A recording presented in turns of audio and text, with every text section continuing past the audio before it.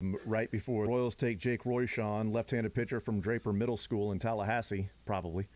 I like that one. And so people were like responding like, okay, yeah, you know what? Don't do that, you jerk. Somebody else responded was like, I was about to throw my phone against the wall, if that was right, because that's kind of what I expected to have happen, you know. So that's why I'm not really, you know, we can read into it whatever it may mean. It may mean that Dayton and JJ are feeling the heat. It may mean that they really think next year they're ready to compete and, you know, go and, you know, be above 500, and these guys are going to fit right, you know, in, and maybe drafting for need, that they need a center fielder, they need a third baseman. I don't agree with Rex Hudler, who said Michael Massey, you know, yesterday said Michael Massey's the third baseman of the future. I don't think that's the case. I think he's the second baseman of the future, hopefully. So maybe they were drafting for need. Either way, I thought they made a couple of pretty good selections, and Gavin Cross is a guy that, at minimum, people say, like, he's going to hit in the big leagues, so he's going to be able to do that. Just depends on where he plays. Fine. They didn't draft a pitcher, and I am on record as saying I don't want the Royals to ever draft a pitcher until they prove that they can develop those guys. They have proven that they can develop position players. They have proven that they can improve the hit tool with different players. So draft position players, draft guys who can hit the ball, trade them for pitchers that other teams develop, and then make sure Cal Eldred isn't on the big league squad so that he can't mess them up. Or just play other games in Toronto. So to exactly that point, something that's stuck with me since the full college pitcher draft that the Royals did, obviously, with all these guys that we spent the last year talking about, is Dayton Moore said that, and I think he said this many times around that, but he used the phrase that pitching is the currency of baseball. And I liked that at the time, and I still kind of buy it a little bit. But for the Royals, like, they converted all of their currency to Russian rubles. Like, the value of your currency in the pitching department has been so massively deflated by the way that you have treated that currency that that doesn't really work anymore for them. You know what else can be currency in baseball? Great young hitters. If you have a log jam at third base, if it's, you know, obviously Hunter Dozier significantly older now, but if it's Dozier or Massey or any of these guys down the line, you eventually go, oh, you know, I'm not sure. Is Caden Wallace going to bump his head up against Massey? And who's going to go where? That's a great problem to have. Having too much talent in your system can always be translated to a different type of talent. Like, you just have to get valuable pieces, and then whenever somebody hits the market, or whenever you find some team that's willing to sell at the deadline, or you want to make a more long-term move and really try to bolster, we talk about the trade that hurts. When are the Royals going to make the trade that hurts? You know when it hurts less? When you have more talent. You're not hurting yourself in the long term because you still have 3 or 4 guys you could see being major league infielders, or maybe you've got your outfield a little more figured out. So I'm kind of selling the idea that you got to do it one way or the other. What really matters is that you get players that are going to be good enough to be wanted by other teams, and then you can shuffle around your roster after that. Caden Wallace might never play for the Kansas City Royals, and it could be a great thing if he ends up being traded for an arm that fixes this rotation. So I'm happy with the strategy here, and I'm happy for some bats. Yeah, and look, part of drafting just position players and then trading them for pitchers is that you would have to actually be transactional. So if pitching is the currency in baseball, you know, in 2018, they've talked about the pitching currency in baseball, and then they invested all of their pitching into Bitcoin, you know, like 8 months ago, like, and we bought high, damn it. And or they just put it in under their mattress. Like, it's not really even an investment in anything. It's just, we've got some cash, mattress bag. And then somebody broke into their house. Like, dang it, where did our Bubich go? Where did our Coar go? We had a Coar right here, and now it's not there anymore. We had a Lynch. Now he's bleeding. I can see the blood trail along the way. All right, we'll take a timeout. We'll come back and wrap up this hour. Max Reaper from Royals Review will be our guest at 11 o'clock. Mick Schaefer, 1 o'clock. More Zone. We continue rolling on a Monday. We'll get into some football, some Orlando Brown, and things like that as training camp. The quarterbacks and rookies will report this week. More Zone next. Want to see more of The Zone? Watch the show live on the Sports Radio 810 WHB Facebook, Twitter, YouTube, and Twitch.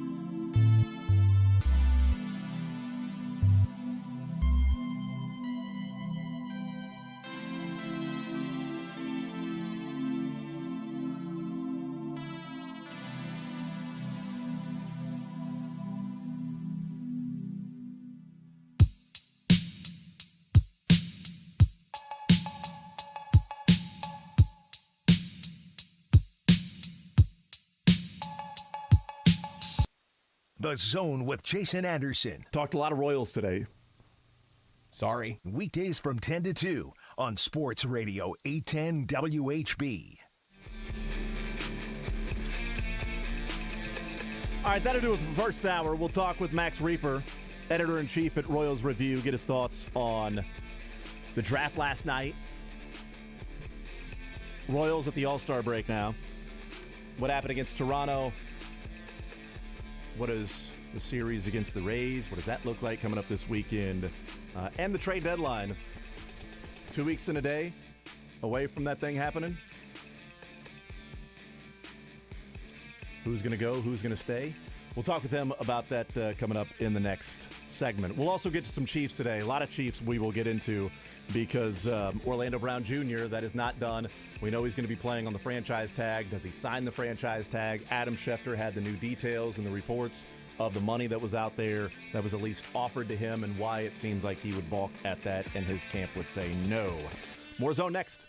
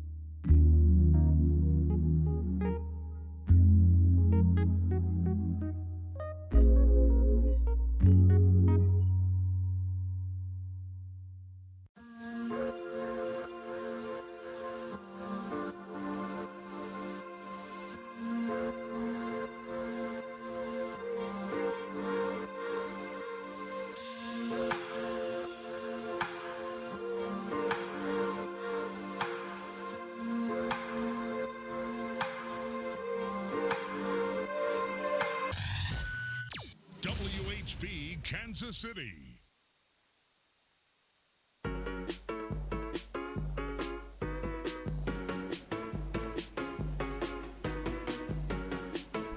All right, we continue right here on Sports Radio 810 WHB. Jason Anderson with you, Joshua Brisco, Beards. We head up until 2 o'clock. We've got you for the next 3 hours or so. Mick Schaefer will come up at 1 o'clock, KSHB 41 Sports Director. Let's talk some Royals. The draft last night continues on into today with rounds 3 through 10 and then 11 through 20 tomorrow.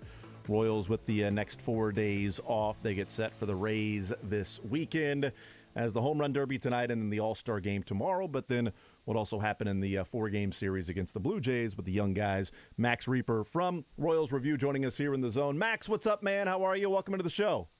Not much, Jason. I hope you're enjoying your All-Star break this week. Well, hopefully we do. We'll see what happens. A lot of stuff to get into and talk about. You know, we'll have to find things to discuss with All-Star break, but I'm looking forward to the Home Run Derby. I enjoy it, and we'll see what happens in the All-Star game tomorrow night. But, you know, last night the Royals in the first round and the second round, we know they did not have pick number 35, but they go Gavin Cross, they go Caden Wallace. What was your takeaway, maybe just in general thoughts about the draft picks for the Royals, if you were able to glean anything from who they went with, why they went there, and what those guys have to offer? Yeah, I think it was a good draft. Not a great draft, but a really solid, safe draft class, at least on day one. And I think they kind of needed a safe, good draft class, especially after last year's high-risk draft where they took a number of high school pitchers, which may pan out. We've had some mixed results from those guys very early on.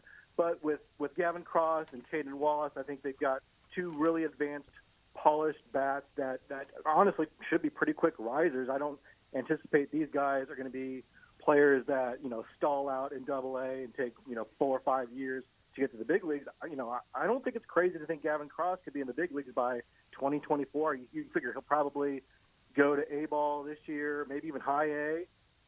Probably spend a lot of next year in Double-A, and at that point in 2024, maybe at the beginning of the year, maybe mid-season, he's knocking on the door and competing for an outfield spot. But it's a nice pick. He's a top 10 talent. I think most people had him in the top 10, at the very least top 15. One of the best bats in college this year, high level ACC competition. He's done well in the Cape Cod League, which is the best amateurs in the country. Seems like he has an advanced approach to hitting, a guy who's not afraid to take a walk, but can also do some damage with his bat, hit for some power, does a little bit of everything well. It doesn't seem like he has any major weak spots to his game. So he's kind of a nice, well-rounded player. It sounds like they're going to start him in center field, which it seems like he can play in center field. I've read a lot of evaluators think he'll end up in the corner, but I think it's worth trying him in center. We know that's going to be a challenge in Kauffman Stadium, that you really like a burner out there, but I think it's worth seeing. If you can get that extra offense and play a premium position like center, I think that's worth trying. So I'd like to see him stick there. But he's a guy that I think can be a top of the order kind of bat. It reminds me a little bit of like Andrew Benintendi, like in his early days when he was hitting 15, 20 home runs with the Red Sox. But a high average guy who can get on base a lot and maybe even be kind of a table setter for Bobby Witt Jr. and MJ Melendez and Nick Prado a little bit. So there's a nice core of hitting that we're amassing here. The Royals had a need, I think, in the outfield a little bit. They're a little thin in the outfield. I know Tyler Gentry is playing well. Tucker Bradley's playing pretty well. Nick Lofton, if he's still an outfielder, is hitting well. But I think there is a need there for outfield, especially with thumpers. And with him and Caden Wallace, who is a third baseman, but some people feel like he could end up in the outfield as well. You're adding some good power to this organization, and I think really recognizing that for all these years we heard Kauffman Stadium, you can't develop power. You need guys that can put the ball in play and run and run and run. And I think this is a little bit of recognition of like this is modern baseball. You need guys that can be thumpers, that can be middle of the order bats, and with Wallace and Cross, I think you're getting a couple guys that can put the ball out of the ballpark. Max Reaper's our guest from Royals Review. It seems like, if I'm kind of looking at the draft last night, and specifically if we look at Gavin Cross, a guy that you mentioned, he's played center field for Virginia Tech. They're going to start him there. Most people project him to end up in a corner, although I think it might have been Kylie McDaniel at ESPN that said that he thinks he could stay in center field. But either way, there was at least somebody out there that must have read about 50 different scouting reports on Gavin Cross last night. But it kind of feels like, Matt, that this is a good selection in Gavin Cross, and I think it is. But maybe the possibility from going from good to great would be if Gavin Cross can actually play a good center field. Like if he can stay in center field and play well at Kauffman Stadium, it feels like then this draft pick, assuming he continues to hit, becomes like a great draft pick. If he moves to a corner and plays there and plays a good, right field or left field and hits the way that he does, okay, good draft pick at number 10 or number 9. Is that the way you feel, that if this guy can actually stay in center field, that the chances of, having a guy that can play some good defense in center field could potentially be, a 2020 guy because he can run a little bit and hit some home runs and doubles, that it could be a great draft pick for the Royals? Yeah, I think that's true to an extent. I mean, I think you'd like to have a guy that can be a plus, that can also play a premium position like center field. Like Michael Taylor is great, and he's a very valuable player because of his defense, but obviously not helping you much at the plate, although this year he's been very solid. That being said, if you can help the team, you can help the team no matter what position you're at. So if he's a guy that can be a solid, top-of-the-order guy and be an Andrew Benintendi, let's say, Benintendi is a very solid player in left field. Like you'll take that all day. And when you're talking about the number 9 pick in the draft, I mean, I think you're not going to quibble too much. We know the draft; it's a little bit of a crapshoot. If you can get a solid contributor at a corner outfield position, I'll take that all day. Now you do talk about going from a good draft to a great draft, and unfortunately, sometimes I think us fans we kind of get fixated on the players we passed up on, what we could have had, and because I think past Royals drafts have been kind of defined by who do we not get? And I think so. I think some Royals fans have been kind of disappointed that the Royals passed up on Cam Collier, the junior college third baseman, who a lot of people thought was a top 5 talent, maybe even number 1, but ended up falling to the Reds at 17. And so we'll kind of keep an eye on whether or not he has a better career than Cross. But that being said, I think it's probably a little unfair to do with Cross because he is a top 10 talent. He is a guy that absolutely, number 9 pick within draft is a very fair place for him to go. And whether he's a center fielder or a left fielder, I think it's a guy that's going to be a very high floor. I feel very confident he'll get to at least the big leagues. Whether or not he's a platoon player who is in the corner outfield or he's an all-star caliber center fielder, I think that remains to be seen. That's kind of up to a little bit to Drew Saylor and Alex Zumwalt and the hitting gurus that they have in the organization right now. Who Keith Law wrote a little bit about.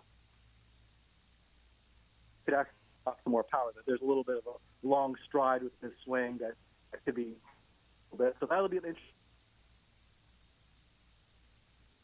Let's go and see if we can reconnect with Max there, Max Reaper of Royals Review. And he mentioned a couple of guys, or at least one. Cam Collier is a guy that a lot of people wanted. I would have liked to see them draft Cam Collier at number 9.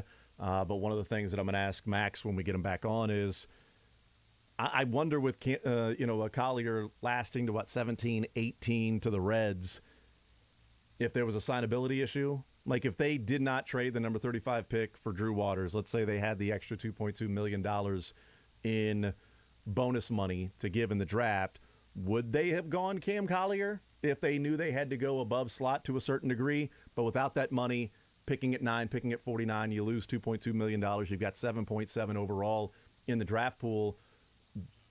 Do you then take him and feel like there's a chance you can't sign him?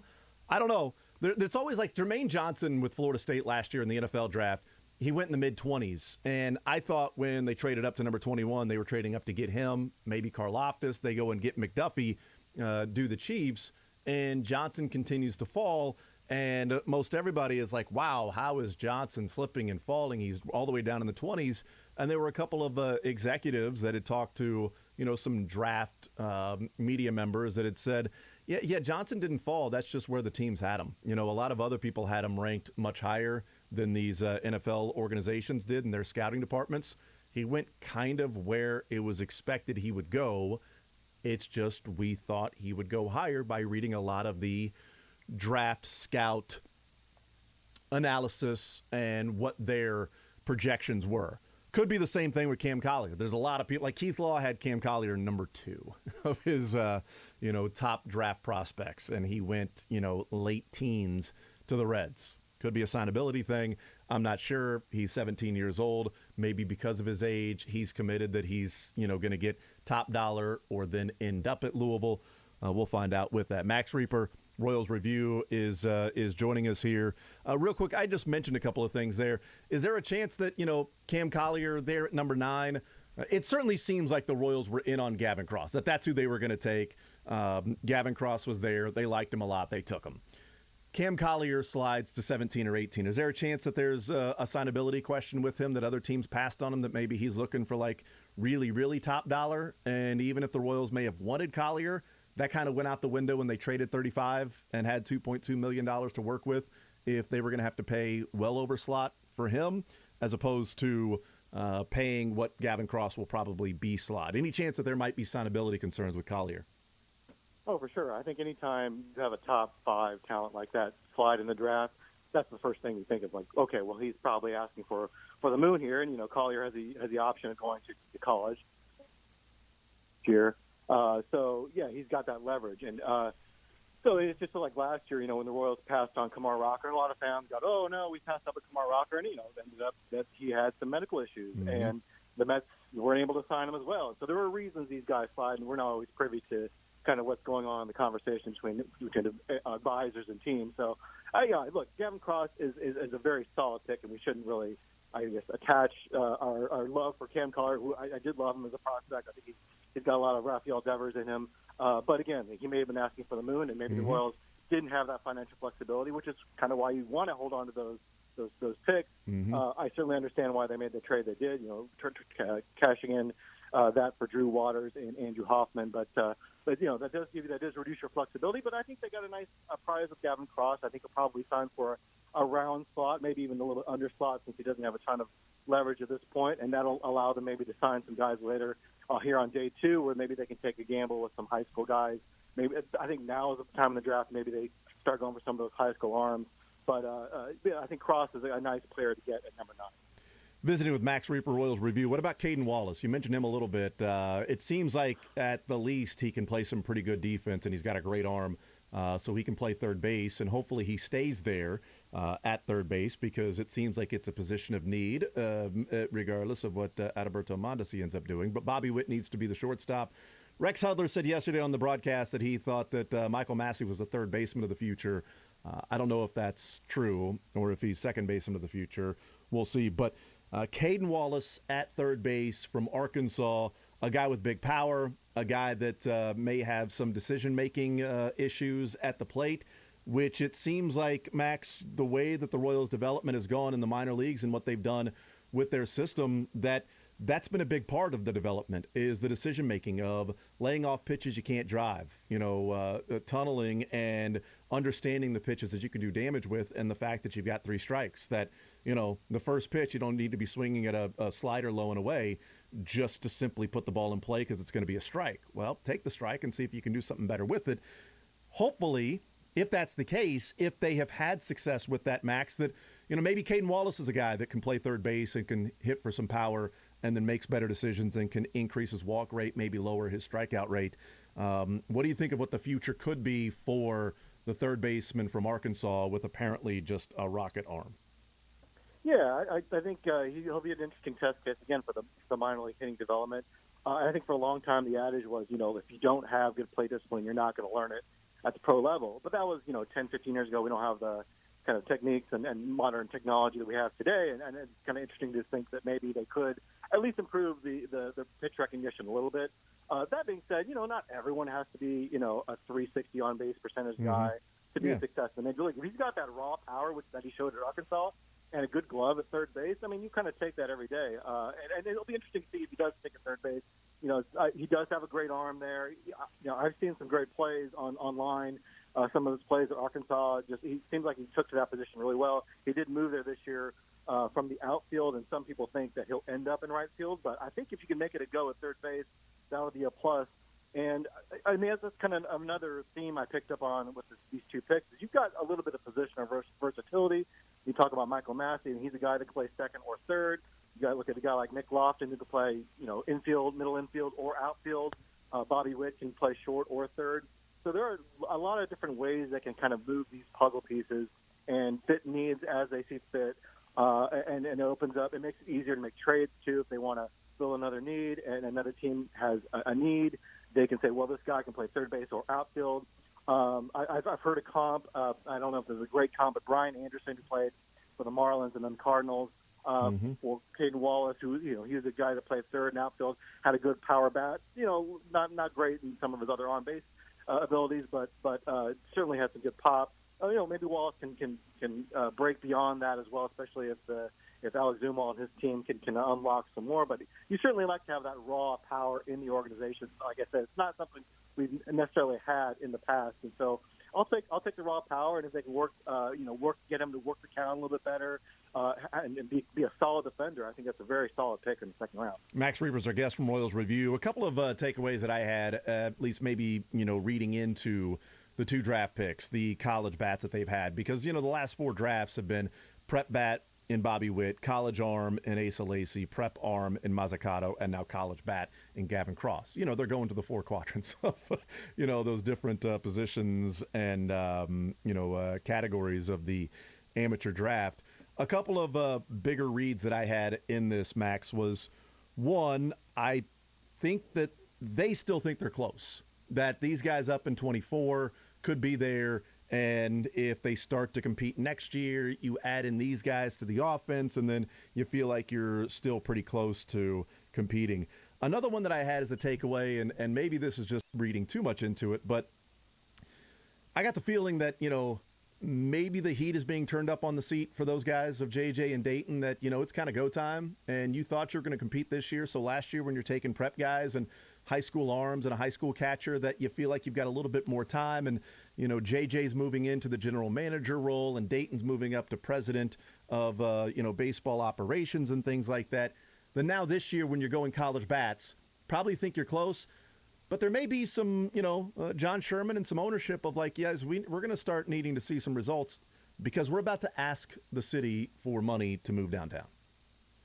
Yeah, I don't think they would ever admit that, but there might be some heat. I think mostly they want to get the best player they can, but I do think that to your first point, I think they do believe in kind of the waves philosophy of like we want to get a bunch of good players up at the same time. We've already got Bobby Witt Jr. We've already got MJ Melendez. Nick Prado is knocking on the door. I mean, he made his debut, but he'll be up full time soon. We've got these pitchers who should be, we'll know in the next year which of those guys will be part of our rotation going forward. Let's get another outfield to the mix. And Gavin Cross, is not a guy we're going to have to wait on 4 or 5 years, by the time Brady Singer is eligible for free agency. He's a guy that can come up in the next, 2 years to kind of be part of that group on the way up. And I think that is part of their thinking. I think a lot of it, though, is just that this draft was a terrible draft for pitchers at the high end. I mean, the pandemic cost these pitchers some time, and then we had a ton of injuries at the amateur level. We weren't going to see a lot of pitchers go in the first 10 picks anyway. Kumar Rocker was a bit of a surprise. Kate Orton was a little bit of a surprise, but it was mostly going to be hitters we knew at the top of this draft. The fact they went college hitter, I think maybe goes a little bit to your theory that maybe there's some pressure. Maybe they want someone that's going to get up here quick, sooner rather than later. But I think overall they kind of went where the draft was, where you're going to go for college hitters because that's where this draft was heavy. And they've been talking about that the last couple of weeks. Danny Ontiveros, the scouting director, talking about how much they like the college hitters. They've been kind of keying in on these guys. But, certainly in the back of their mind, I'm sure there's like a thought of like, hey, we better start winning soon. And we need guys that are going to contribute, not going to be 5-6 year projects because the clock is ticking. Max Reber's our guest from Royals Review here in the Zone. All right, moving on to the players that we're seeing in the big leagues and those that we saw this past weekend. What did you see and take away from the three guys that were in the lineup, Nick Prado, Michael Massey, and Nate Eaton? They got opportunities to play. Eaton playing every day, Massey with a couple of starts, Nick Prado playing first base the entire series against the Blue Jays. What did you see and take away from those three guys? Well, I think, they lost 3 out of 4, but it's just such a much more entertaining, losing series with the young kids than it is with kind of the older veterans. I mean, just because it gives you hope for the future. You see things that you like. I mean, Nick Prado, I think I really liked his defense. His home run was outstanding. Nate Eaton is a guy who, a year or two ago, I liked him, but I kind of thought he was just a guy, like an organizational player who maybe breaks the major leagues and is a bench player for a little bit. But I mean, he's really turned it on this year in AAA, and We saw that power in Toronto with his first major league home run. He could be something. I don't know exactly what his future is as far as what position he's at. It looks like he's been playing the outfield more, so I guess maybe left field. But that would be a great win for this farm system. If a guy like Nate Eaton, who wasn't a high draft pick, wasn't a top prospect or anything, if he kind of emerges from that, kind of like what Merrifield did many years ago, an unheralded player and becomes a really quality starter for you, that'd be an outstanding win for them.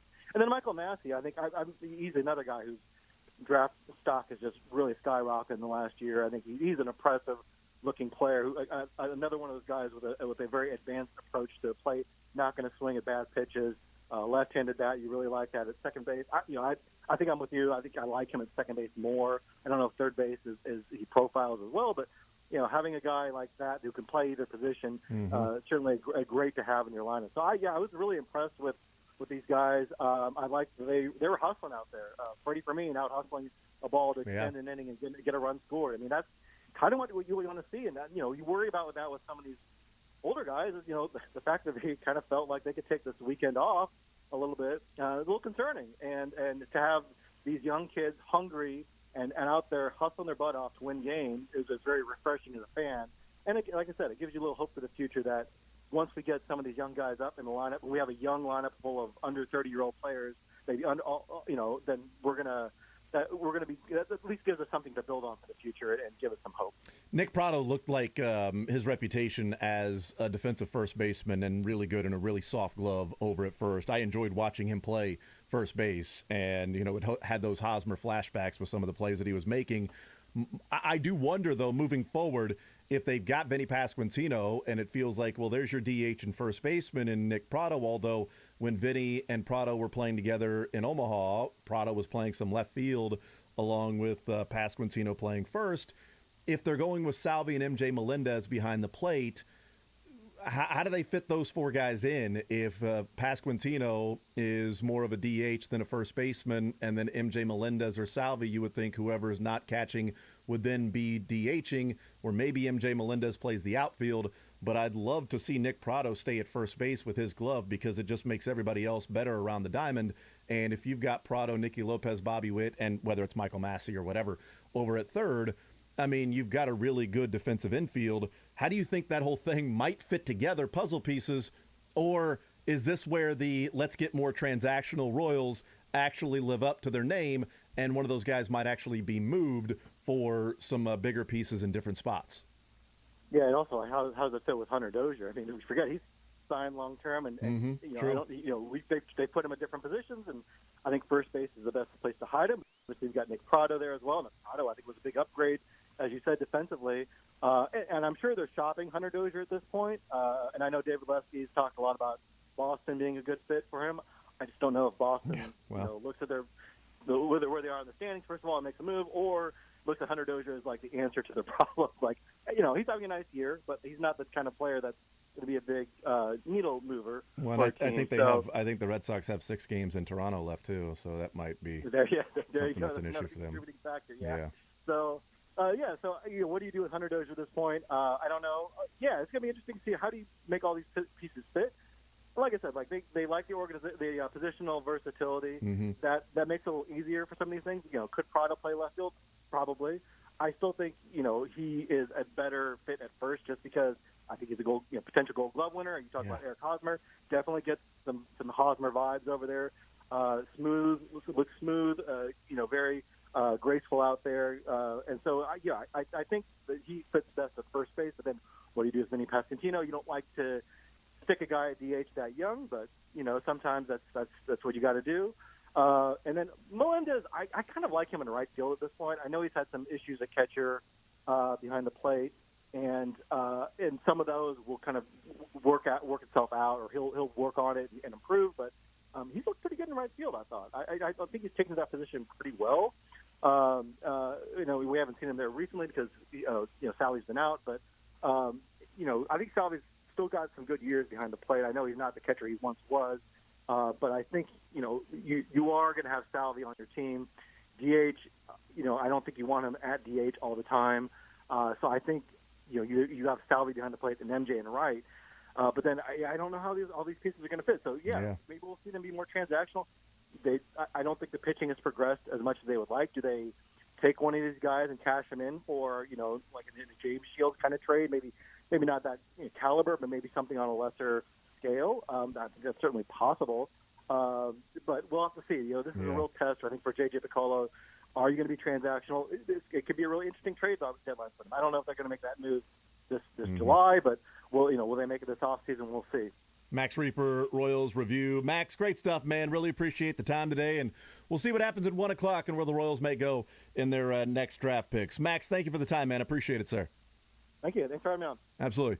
There is Max Reaper, Royals Review. Good stuff from him. And look, Gavin Cross, the number 9 pick, and Caden Wallace, number 49. You've got a couple of college bats, guys that can hit, some power there as well. And Caden Wallace, more of that raw power that, can you develop more of the hit tool along with that just raw power that's there? But also, a good point by Max. Like, not everybody's going to be a 360 on-base percentage guy. So if he can come in and hit 30 home runs at third base, can you live with a 300 on-base percentage at some point in your lineup if you've got other guys that have the approach, that have the ability to get on base? Gavin Cross certainly feels that way. He's got almost as many walks to strikeouts as this last year at Virginia Tech. You've got Pasquantino. You've got these guys that, have a pretty good idea of the strike zone, and Michael Massey and things like that.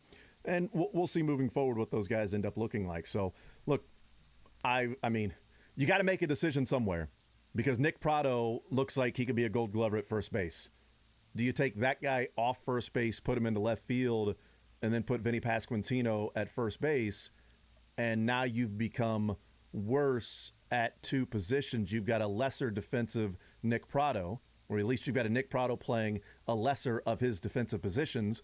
You are worse at first base with Vinny Pasquantino as opposed to Nick Pratto, but you're getting both of their bats into the lineup, and it opens up DH for Melendez or Salvador Perez to be that position, whoever is not catching that day. Some decisions that have to be made moving forward, and maybe MJ Melendez plays right field when he's not catching, and then Salvy's your catcher. We'll see what happens moving forward, but if they're going to be more transactional, they've got some pieces to move, or at least you would hope they have some pieces to move.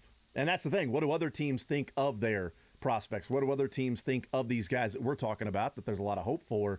And you feel like, boy, can you see the future with these guys out there against Toronto?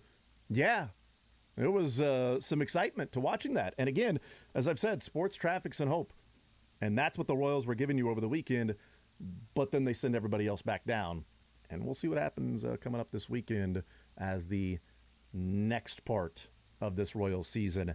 Then it'll be about how the clubhouse meshes, these guys all back together.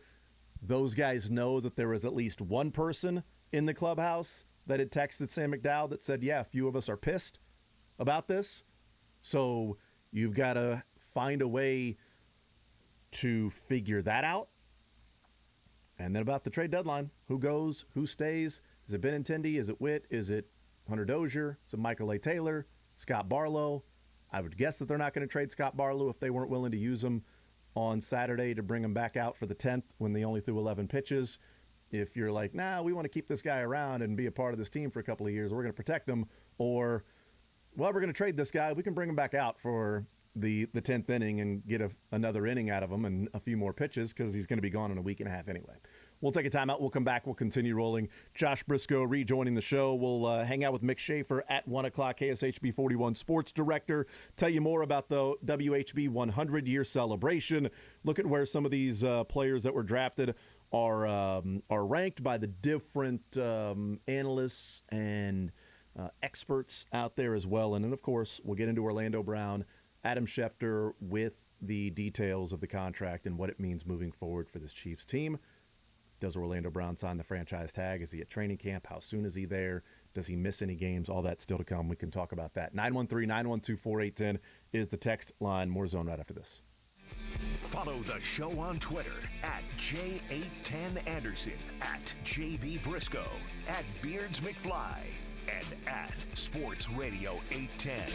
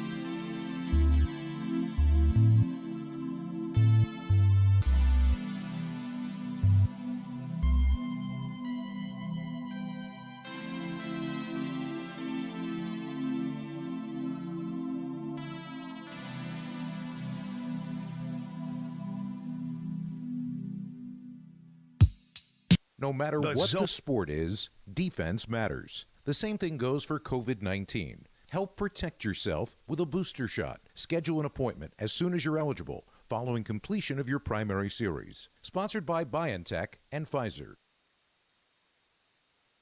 The Zone with Jason Anderson. In 600 career plate appearances. Weekdays from 10 to 2 on Sports Radio 810 WHB.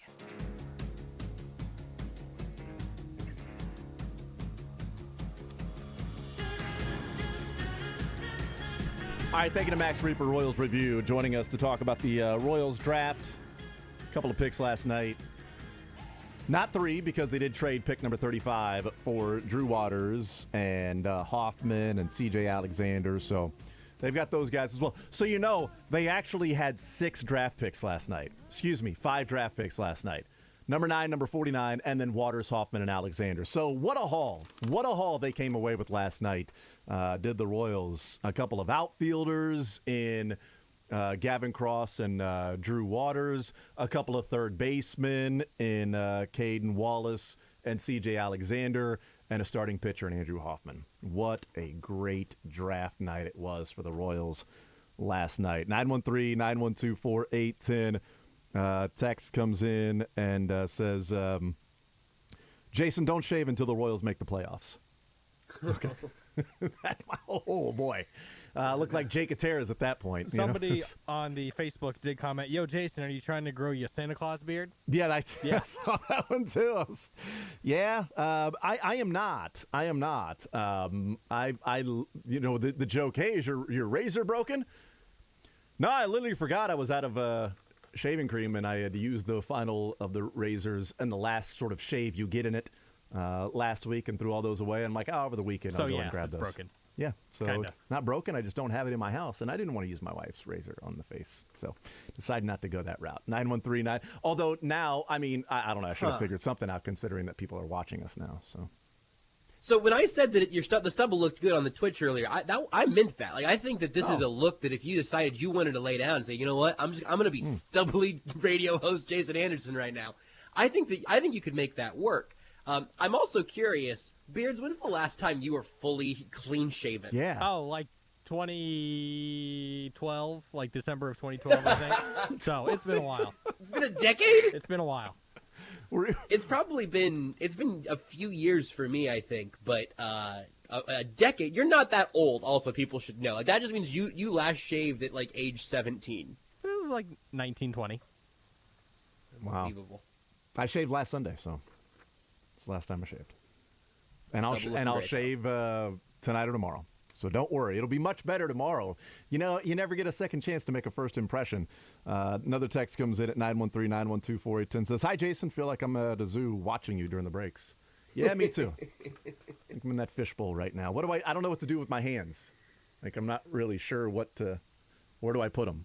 You know, what do I do? Put them in my pockets while I'm talking, or just like chew on my pen, like I'm really, or like kind of be scratching my, kind of have the finger and the thumb on my chin, like, oh, Max, that was a really good point, you know, or like writing stuff down, like Nate likes to do, like keep a little notepad and make notes when anybody says something, or have a picture that attaches to my hat or my head with a light bulb that every once in a while pops on or off and on and off, like, oh, I have a thought right there.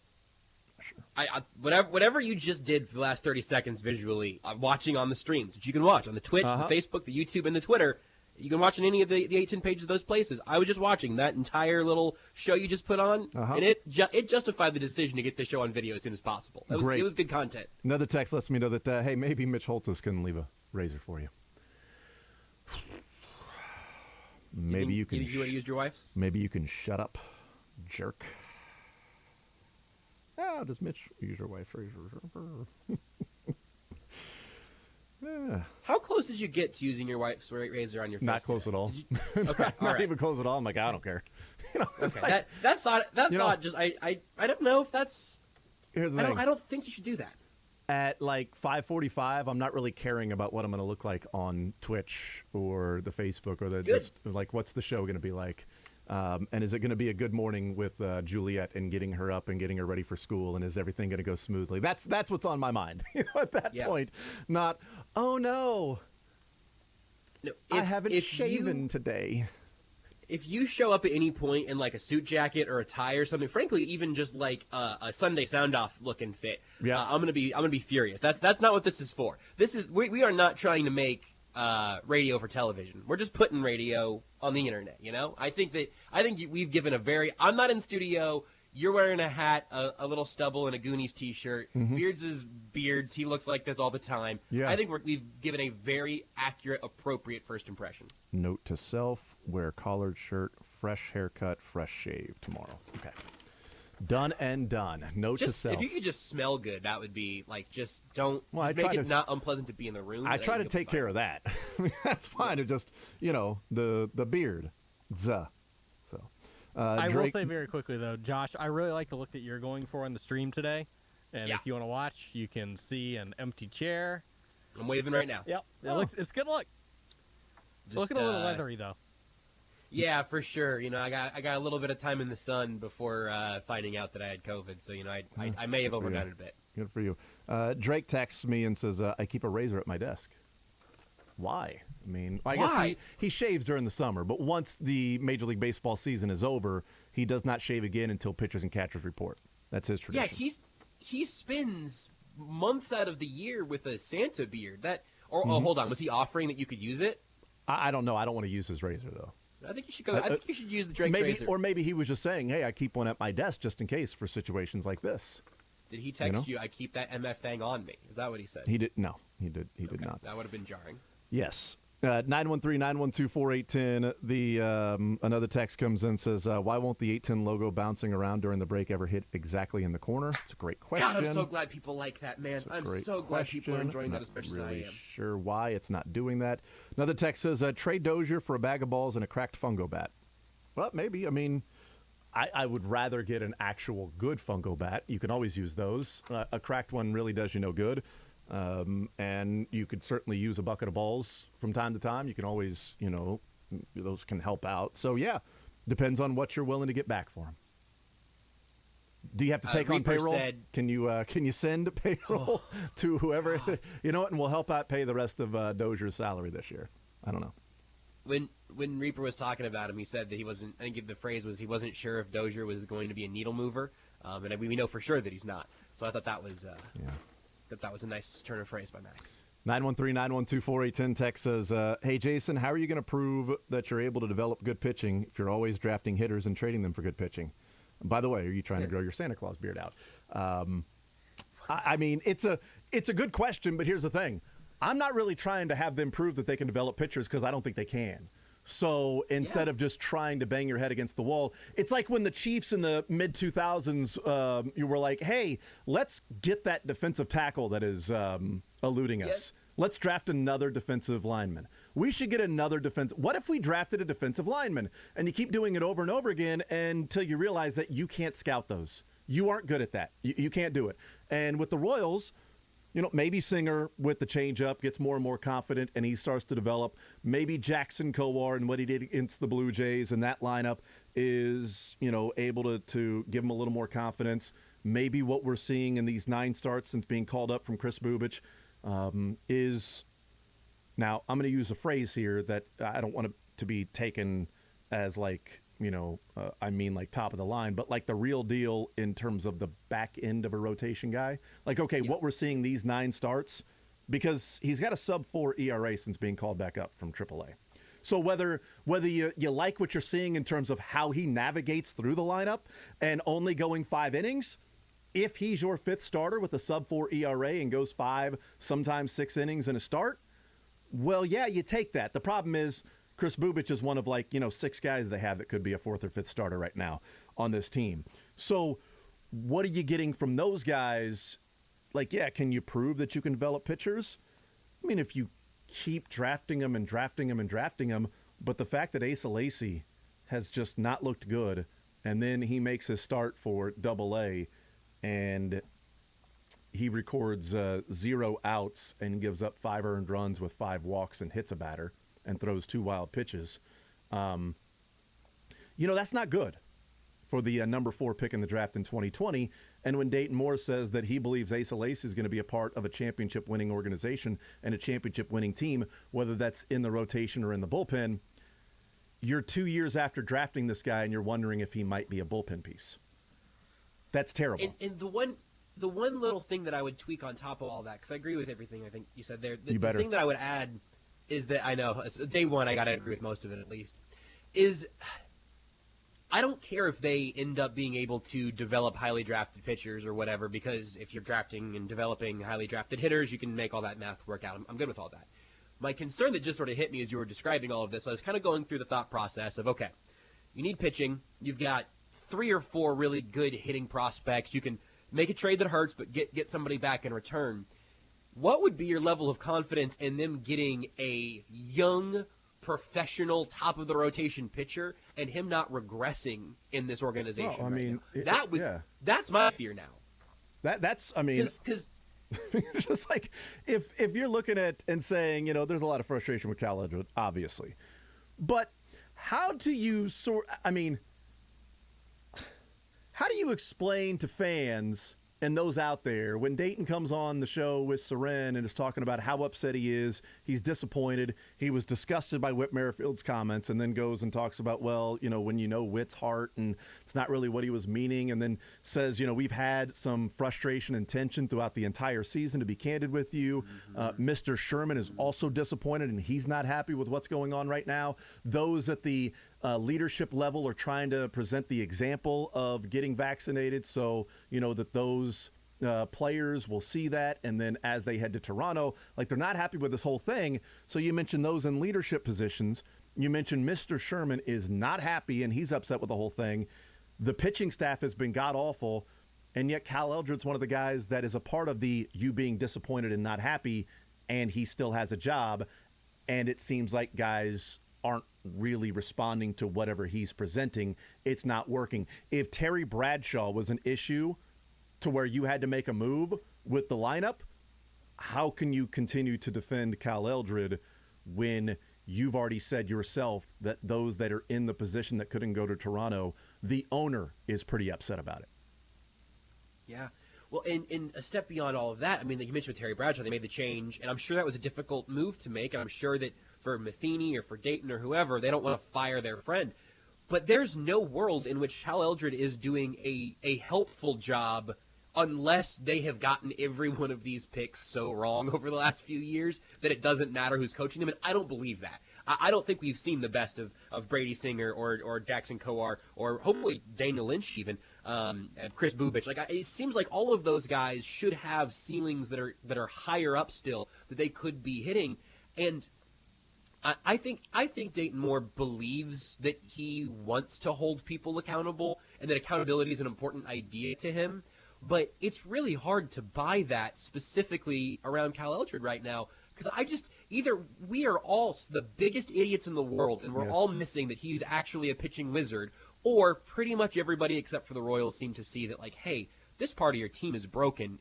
Could it not get better, or could it at least not get less worse? And maybe that changes in the offseason, but man, it's the All-Star break. Like, you got half a season and some young arms that have some growing to do. I think dragging your feet at this point, even if there's not an obvious succession plan like there was after firing Terry Bradshaw, even if there's not an obvious succession plan behind Cal Eldred, what would make anyone believe that he is helping the development of these young pitchers right now? And that time matters. Like, this season is largely over. You know, it's over from a contention standpoint. It has been for months. But the development of these young arms is so vital right now that to squander another week of that is just infuriating to me.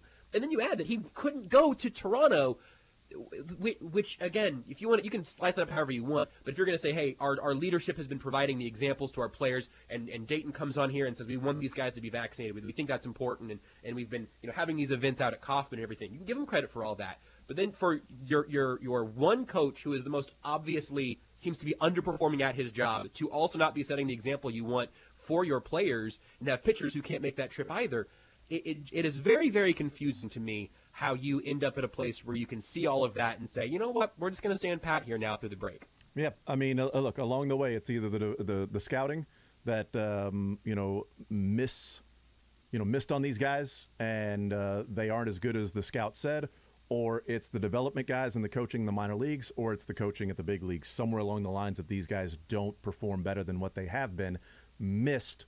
And then somebody's got to answer the question as to what happened, why did this happen, and we need to find somebody else. More Zone next. Take the show with you by listening live on 810WHB.com, in the 810 mobile app, or by subscribing to The Zone wherever you get your podcasts.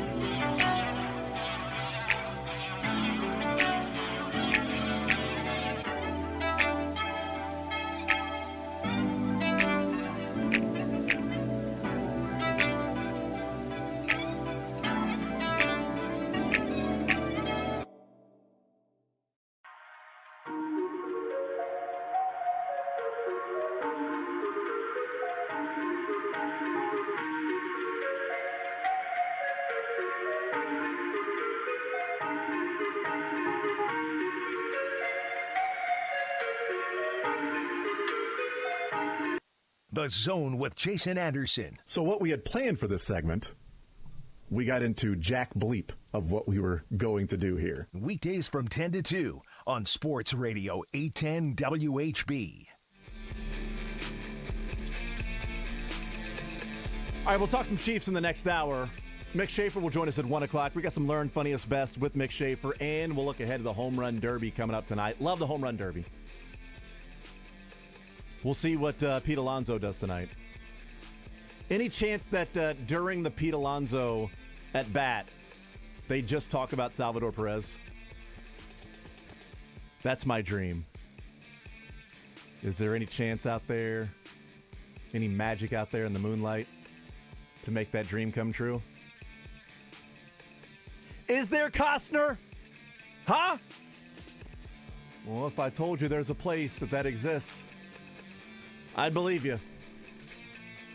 It's also right here on Sports Radio 810 is the Home Run Derby. We're getting into some football on the other side of the break. Orlando Brown, the Chiefs, the contract situation. More Zone next.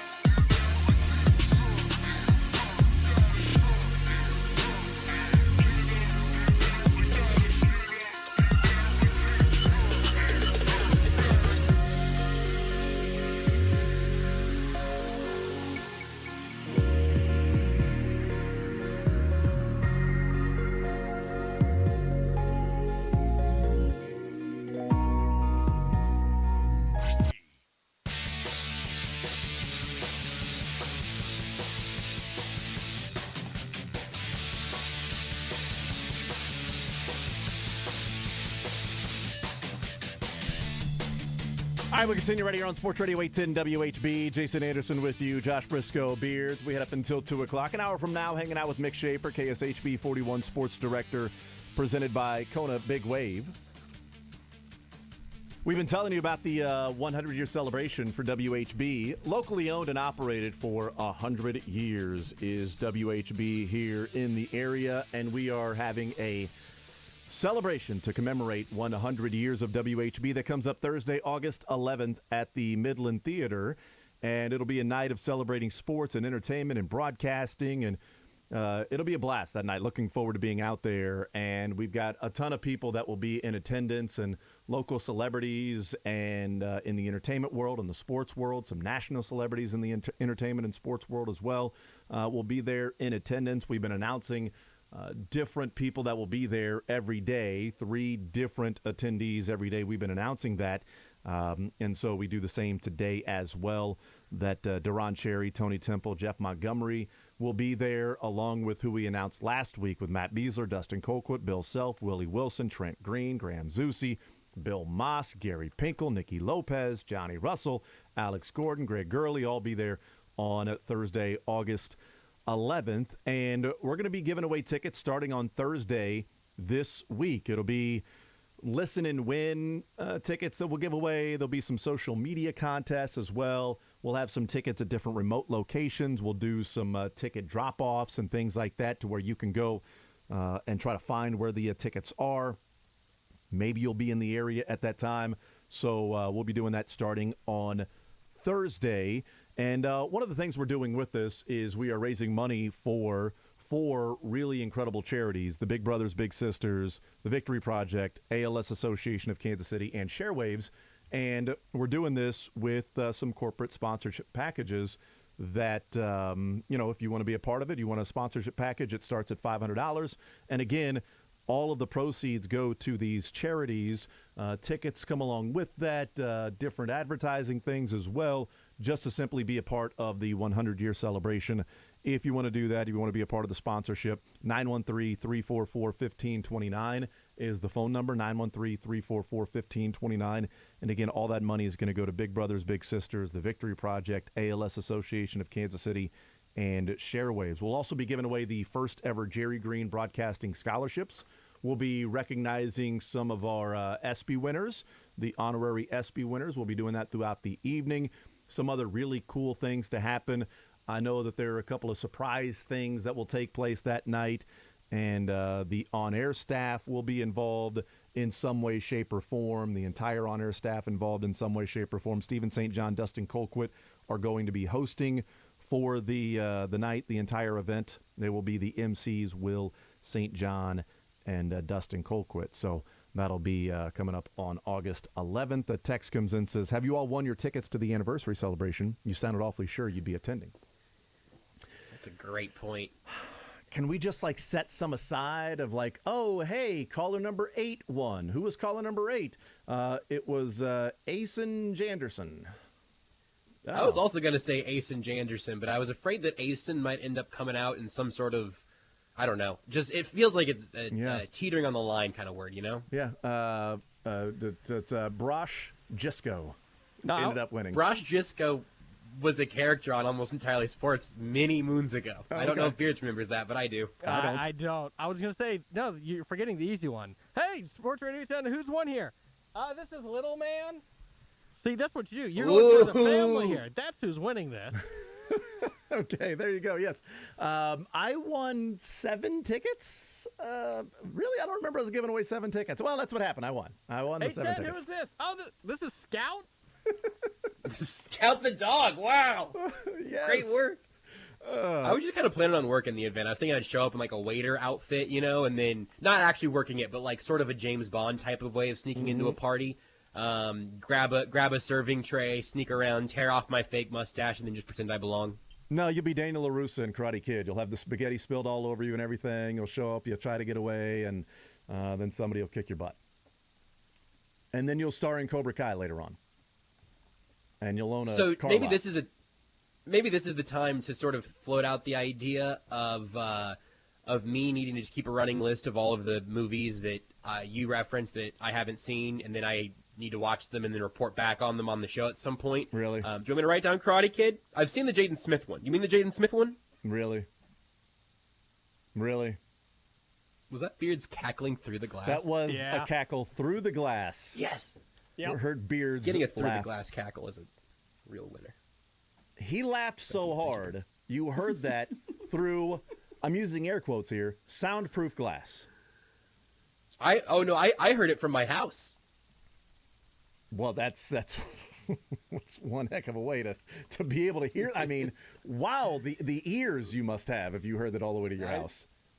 Listen, I don't make Beards laugh very often anymore. It's this is like a late professional marriage that Beards and I have. So anytime I sense a spark left, I think, you know what, Beards still occasionally thinks I'm funny.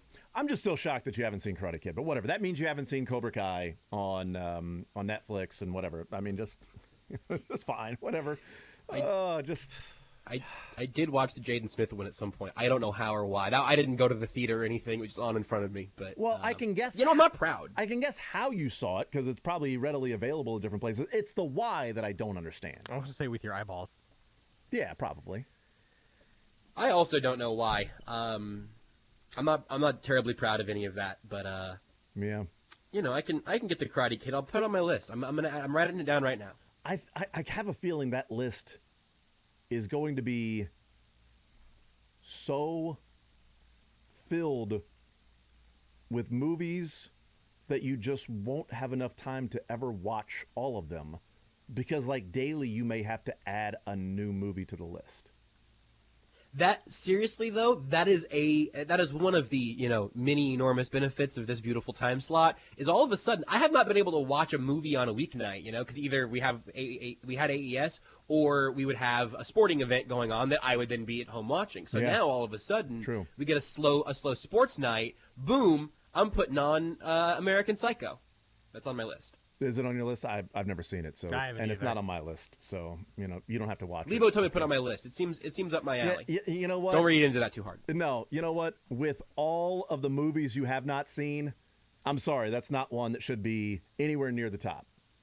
And by the time you would get around, if you created the list right now, by the time you would get around to that, there will be so many other movies that will be added ahead of that I'm just not sure it would be worth the time. What's your favorite movie of all time? Few Good Men. Oh, okay. Have I told you that I did the Tom Cruise sort of court scene at the end as my monologue, my dramatic monologue in an acting class in college? Oh, really? Yeah. I didn't know that. Did you? I had to make it a one-man play situation, so I think I was doing some lines from both Tom Cruise and Jack Nicholson. So you were like doing the entire final scene. Yeah, it had to be like, I bet I can find the exact script I had if you, this might be a commercial break situation. I feel like the exact script would be what the movie is, right? If you're doing that dramatization. Yeah, no, I'm trying to figure out, because also this is at a Nazarene college, I couldn't say your GD right, gosh darn. I had to clarify. You're gosh darn right I did. See? Seems easy enough. Gosh darn. I think I just said you're right I did. And then that was the end. You're right I did. You just pause there for a second? Yes. You're God-loving right, I did! I told you I was in A Few Good Men as a high school play, right? Josh? I think you did. What role did you play? I was... Lieutenant Weinberg?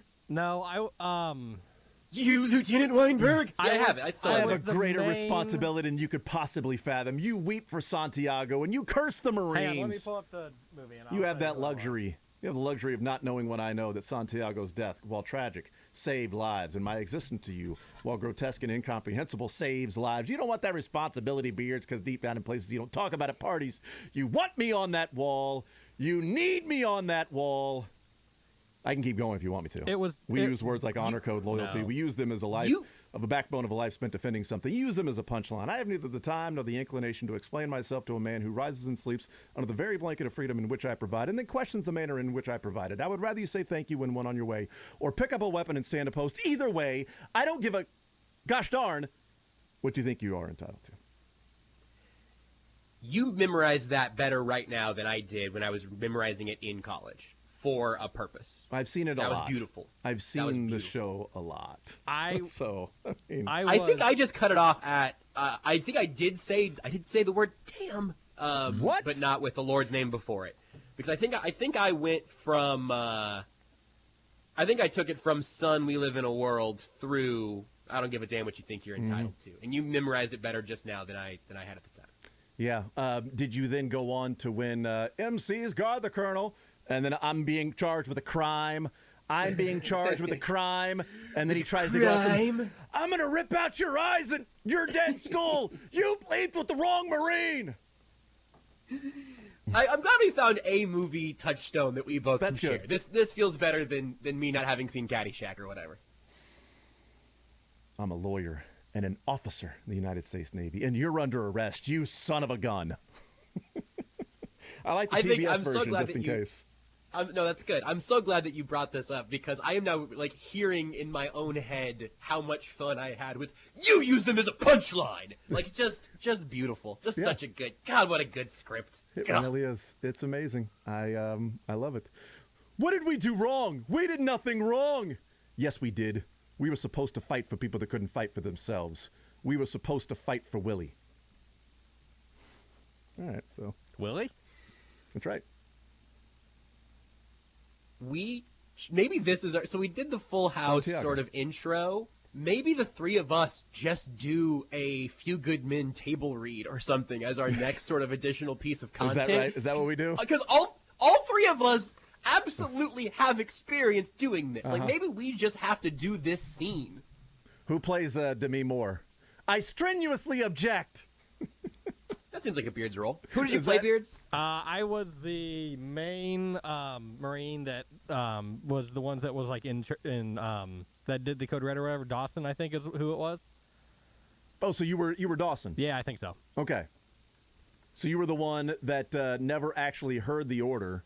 Didn't actually hear the order. You were the one that was like, "We did not. What did we do wrong? We did nothing wrong." Did you do anything wrong? I think I did. I think that was Dawson, right? Dawson and Downey. Yeah, Dawson. We did nothing wrong, Dawson sir. We did our job. Downey was the was the That has really consequences, and I accept them, but I won't say I'm guilty, sir. Good. That's right. Even We have a code, sir. if it's a hockey season, I think it's I've the got code. pictures of me somewhere in this. Okay, cool. 913-912-4810 is the text line to be a part of the show. Text says, a hell of a segment so far. I don't know if that's being serious or not, because I feel like I agree with both. with the sarcastic and the serious. Text in or leave a comment on the video feeds. What's your favorite line from A Few Good Men? Yeah. What's your favorite character? What character would you play if you were in A Few Good Men? Who would you want to be, Jason? I'd be the ant for Downey. Text says, I can telepathically feel my dad getting mad you guys aren't talking about sports right now. LOL. That's right. I told you, day number one. Day one. They spent the first 2 hours talking sports, and then like for 12 minutes they talked about A Few Good Men, and I ejected. It was ridiculous. Although it's probably less than this. Probably been like 8 minutes or so. I can telepathically feel my dad getting mad is such a good sentence, Texter. Good stuff. Yeah, absolutely. Funny one. So we'll hear from Mick coming up in the 1 o'clock hour, whether people like it or not. We'll get his thoughts on A Few Good Men as well. He should absolutely have a part. Lebo can have a part. We can do this, I think. Let's do an 8-10 stage play. I am definitely down for it. Do I get to be Daniel Caffey, or am I Jessup? Who am I? I think I'd really like to be Jessup and maybe get some sort of old man makeup on me. I think you could absolutely be our Caffey. You might Kevin Bacon. You got bullied into that courtroom. You got bullied in that courtroom by a ghost of a dead lawyer. Heck, I practically dared you. Let's bring Shane back. You're a lousy softball player. Bring Shane back? Could do that. Okay. Yeah, I think Shane's your Kevin Bacon. No, Shane plays Demi Moore's role. Come on. Okay, good. No, okay, done. Good point. You're right. You were right. I was wrong. It has to be on brand with Shane. He's playing Demi Moore. So I would like it to be me. I would like me to be the one that I would be chosen to go and have this job. It would be me that would be the one. That's Shane's role. He's got it. So, all right. Orlando Brown, am I right? Huh? I mean, seriously. What role would Orlando Brown play? I like think he's a somebody good over Kevin Code Pollak. Red.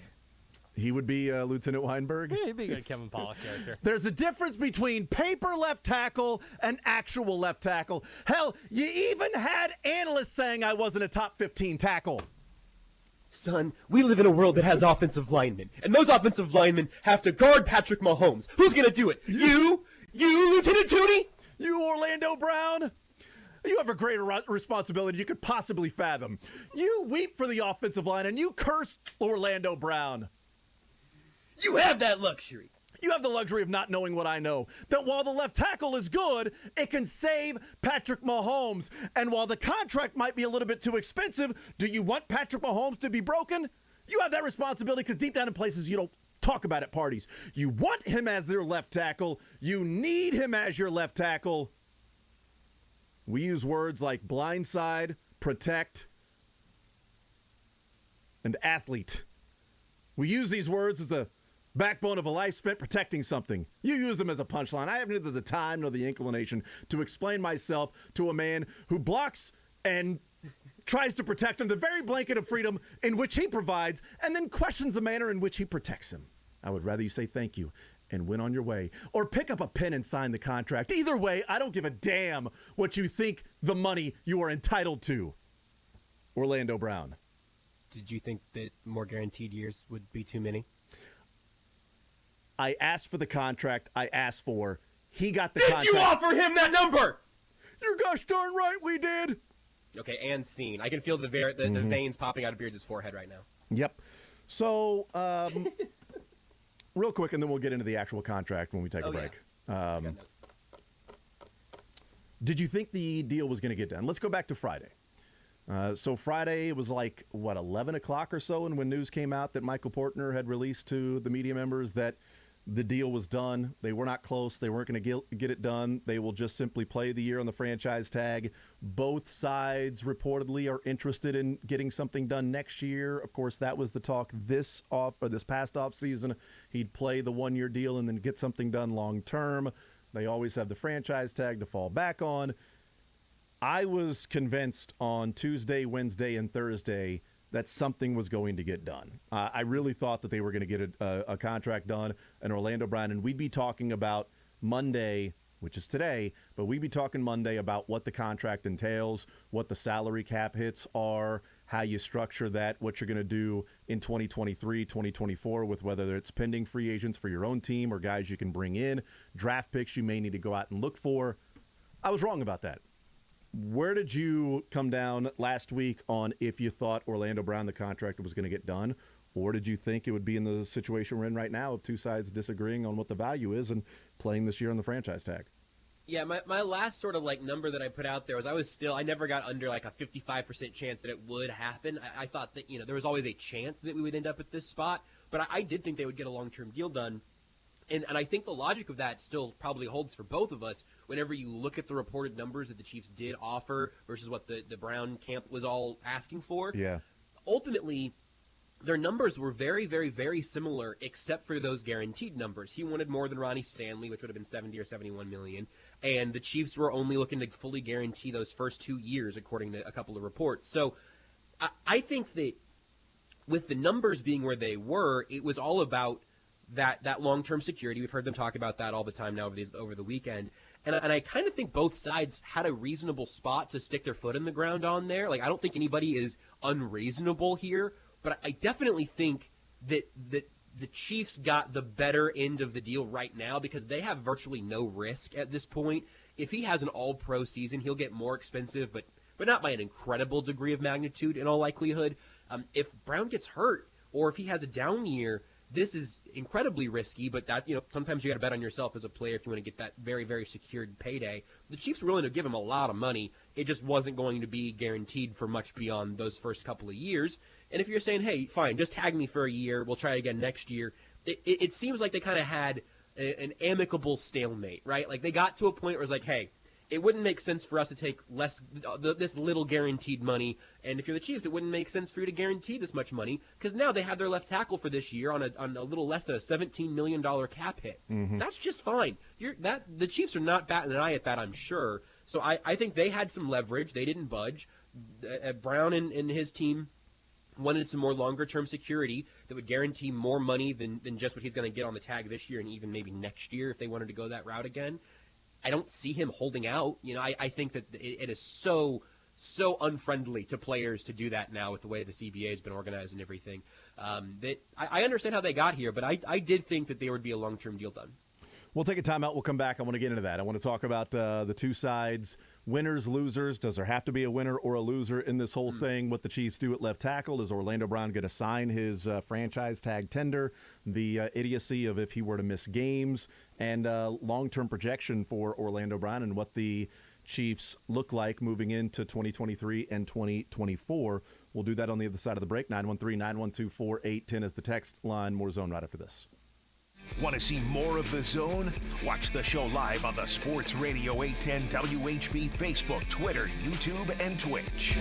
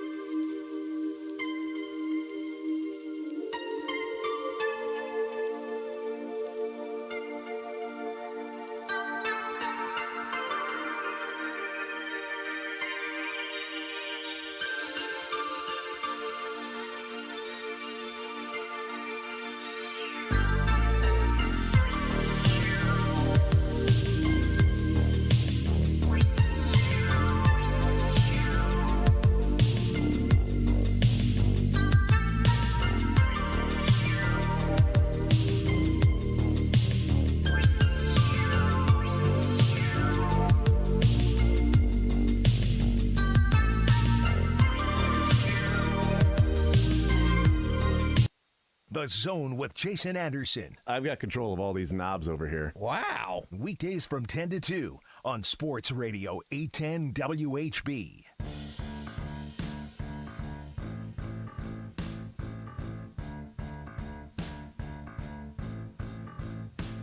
All right, we continue right here on Sports Radio 810 WHB.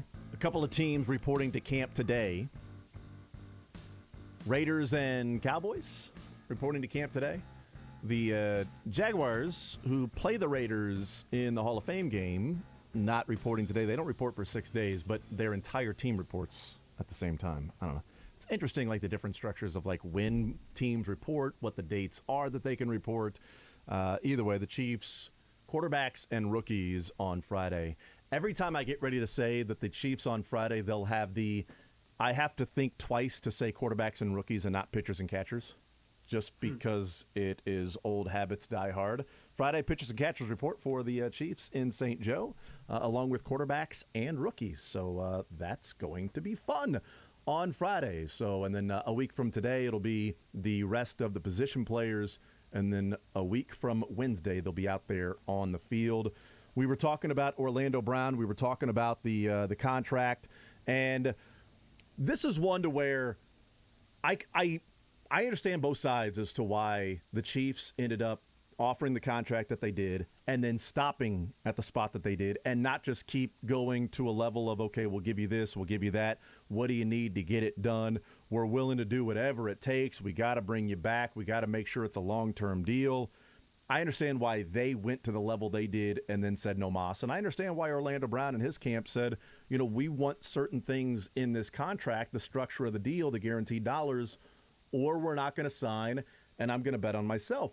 I know it's not great sports radio to, sit there and say, I understand both sides and not be like, this guy's an idiot, you suck over there, and what the hell is your problem, and good luck, finding any success in your life because you made this one decision. I understand both sides. I understand both camps as to why they did that. The question now moving forward is, what's Orlando Brown going to be this year? That's the first one, because we could talk about what Orlando Brown can make in his career, what the Chiefs can do in 2023, franchise tag him again or sign him long term. The most immediate concern is how soon is he in training camp? Does he get there when everybody reports on Monday? Does he get there when people are out on the field? Does he get there before August 13th and the first preseason game, and then maybe is ready to go by the third preseason game and plays a little bit, takes a couple weeks off, and then he's playing in week one? I'd be perfectly fine with that if that was the case. That to me is the biggest issue moving forward, is what happens then, because what the Chiefs don't want to get into, and it's why they ended up, in my opinion, one of the reasons why they ended up trading Tyreek Hill, is one, they couldn't get him to a contract agreement that he was happy with, wanted to get to $30 million, maybe a little bit less to stay with Kansas City. He said he talked to Andy Reid, although we don't know if that happened or not. We didn't hear from Andy Reid on whether or not Tyreek Hill called him. Whatever the contract, structure was that he was looking for, but the Chiefs also didn't want to go into this year with a holdout. And they were convinced that was going to be the case. That Tyreek Hill was going to be unhappy. He was going to hold out at training camp, wanted a bigger contract, and then it would be something that would last into the season. Not necessarily a holdout, but just an issue. And then it could be a distraction. They didn't want that, so they move on. Are they going to get that with Orlando Brown? And I do wonder, part of do we go extra? If you're Brett Veach and you're the front office, do we give a couple of $1 million more per year in these first 5 years to then make it worthwhile that Orlando Brown says, okay, 105 in the first 5 years, that's a little bit different than 95 in the first 5 years. Now I'm making $21 million per, and that is right in line with what Trent Williams made in his, first 5 years of his 6-year deal that he did. Because Trent Williams got $33 million in the final year of his contract. It's not the 44 the Chiefs were offering Orlando Brown, but it's also an inflated number that they're never going to pay at that part.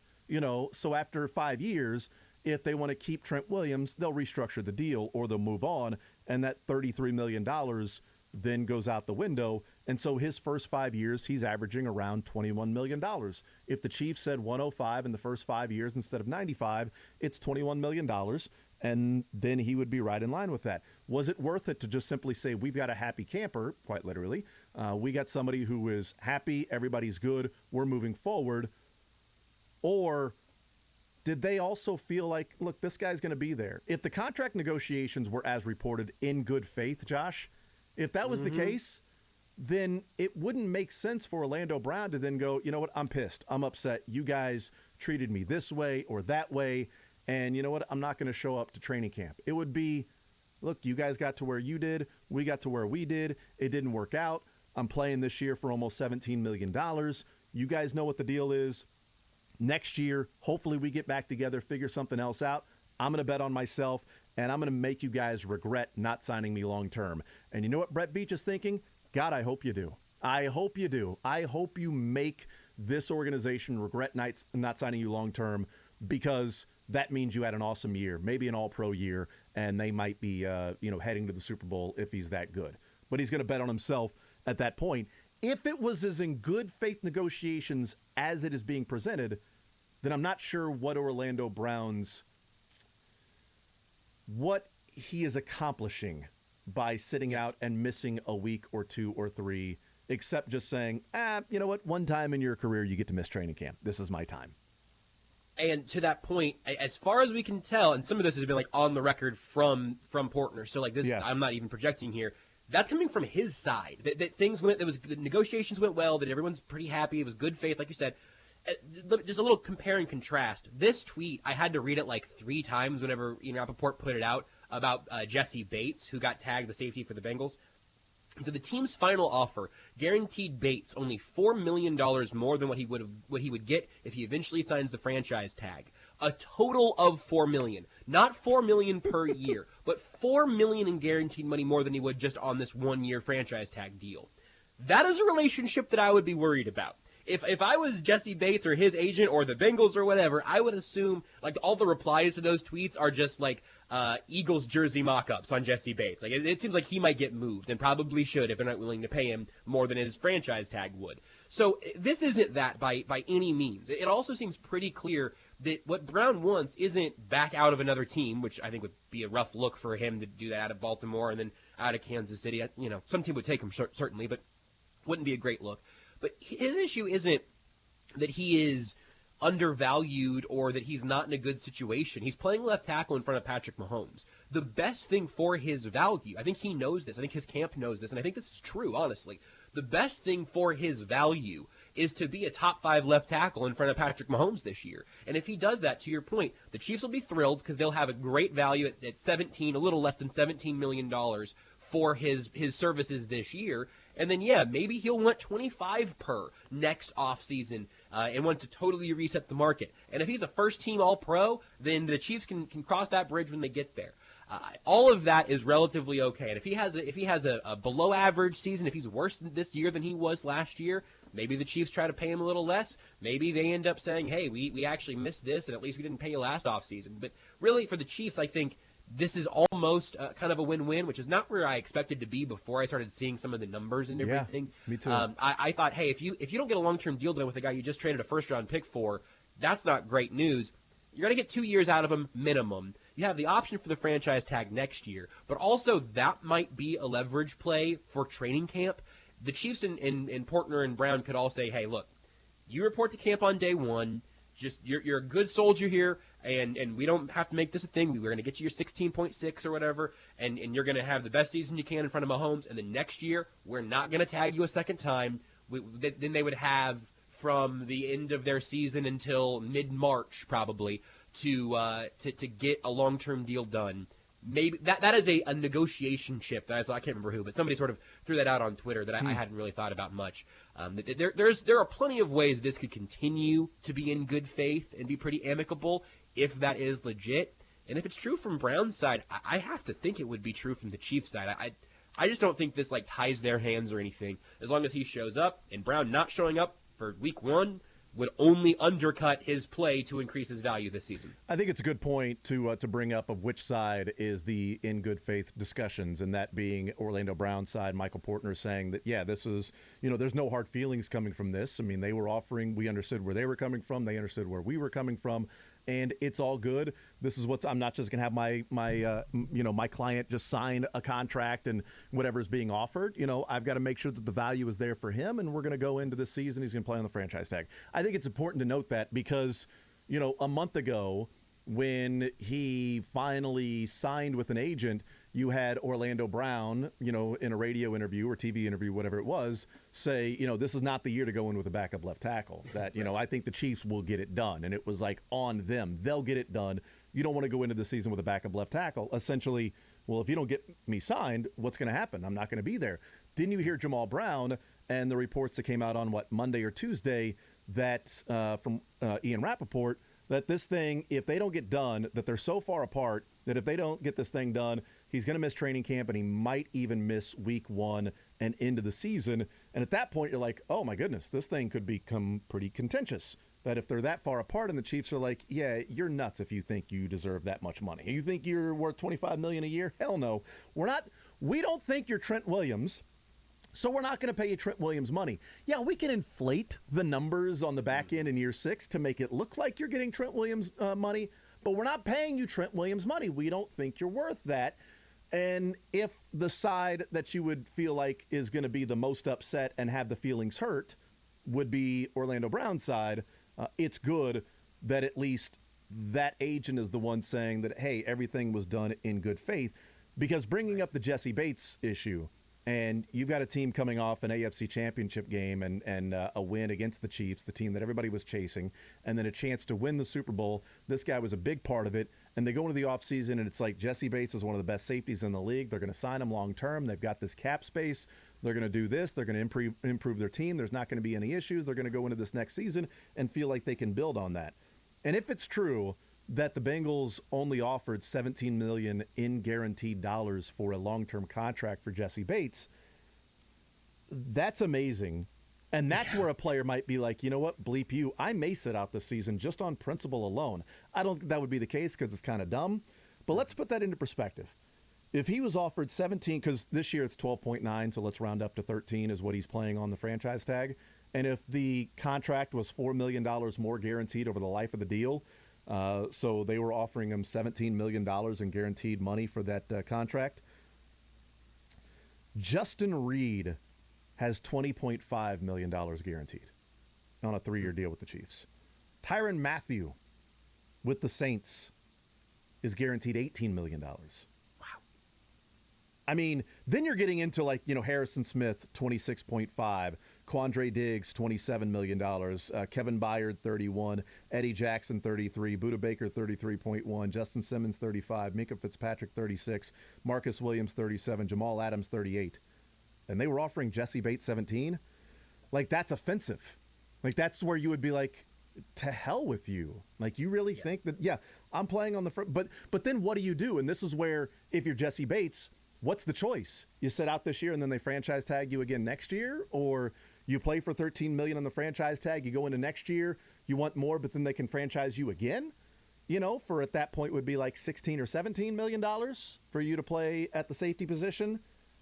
It sucks in the position he is in because he doesn't have a whole lot of leverage there. But if that's the case, that is a pretty offensive contract offer. At that point, just say, we're just going to play the franchise tag this year. We're not even going to offer you a contract, and here's your 12.9, and then we can move on after this year. We'll franchise and trade you, but we're not going to give you a long-term deal. It's just interesting if they've got that cap space and would be willing to do that with a guy who's one of their best players. All the space in the world. Their quarterback and number 1 receiver and number 2 receiver are all still early in their rookie deals. I guess Higgins not as early, but still this would be a spot that I think would make sense to spend money on one of your young guys. But I don't know. Maybe the Bengals are still going to be the Bengals, and we all got hit by a smoke screen. To that point, though, I think if you're Jesse Bates right now, you could feel disrespected about how your team values you. Yeah. Unless maybe Portner is just a good PR guy on the end of this, but if you take those comments at face value, which frankly I don't recognize seeing very often, straight from agents, straight from teams after situations like this. Usually it's a little contentious or a little quiet, and we have details from them on this one that makes me think they're really not pissed about it. But what it feels like to me, and maybe this is ignorant, and maybe this is why I'm optimistic about Brown not missing significant time. this does not feel to me like the bait situation of disrespect over perceived value. This feels like maybe they say, hey, Chiefs, we understand your offer, but Orlando Brown feels right now like he is not at the peak of his value that he wants to hit before he cashes in. Which makes sense. If you thought, hey, another year at my job, I always go to Dunder Mifflin Paper Company. It's the only like basic job I can think of that's not offensive, but also kind of gets the job done.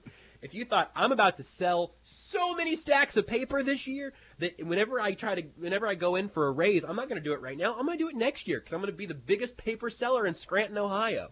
That makes sense. You might also do that. Now, if you step funny at the paper office and your ACL tears, that's not going to be an issue, and that's obviously a very real concern of the trade across sports, certainly football especially. But that's why I think that if you're looking at this from a value increasing and let's try again next year standpoint, the best thing for Orlando Brown to do is to be in incredible shape and to be out there for training camp and to be a monster week 1 through 17 and into the playoffs in front of Patrick Mahomes. That will shoot his value through the roof, and either the Chiefs will give him a ton of money next offseason or somebody else will. Or maybe he gets traded again and the Chiefs get some assets back and somebody else pays him a lot. But all of those outcomes would be pretty good for Orlando Brown.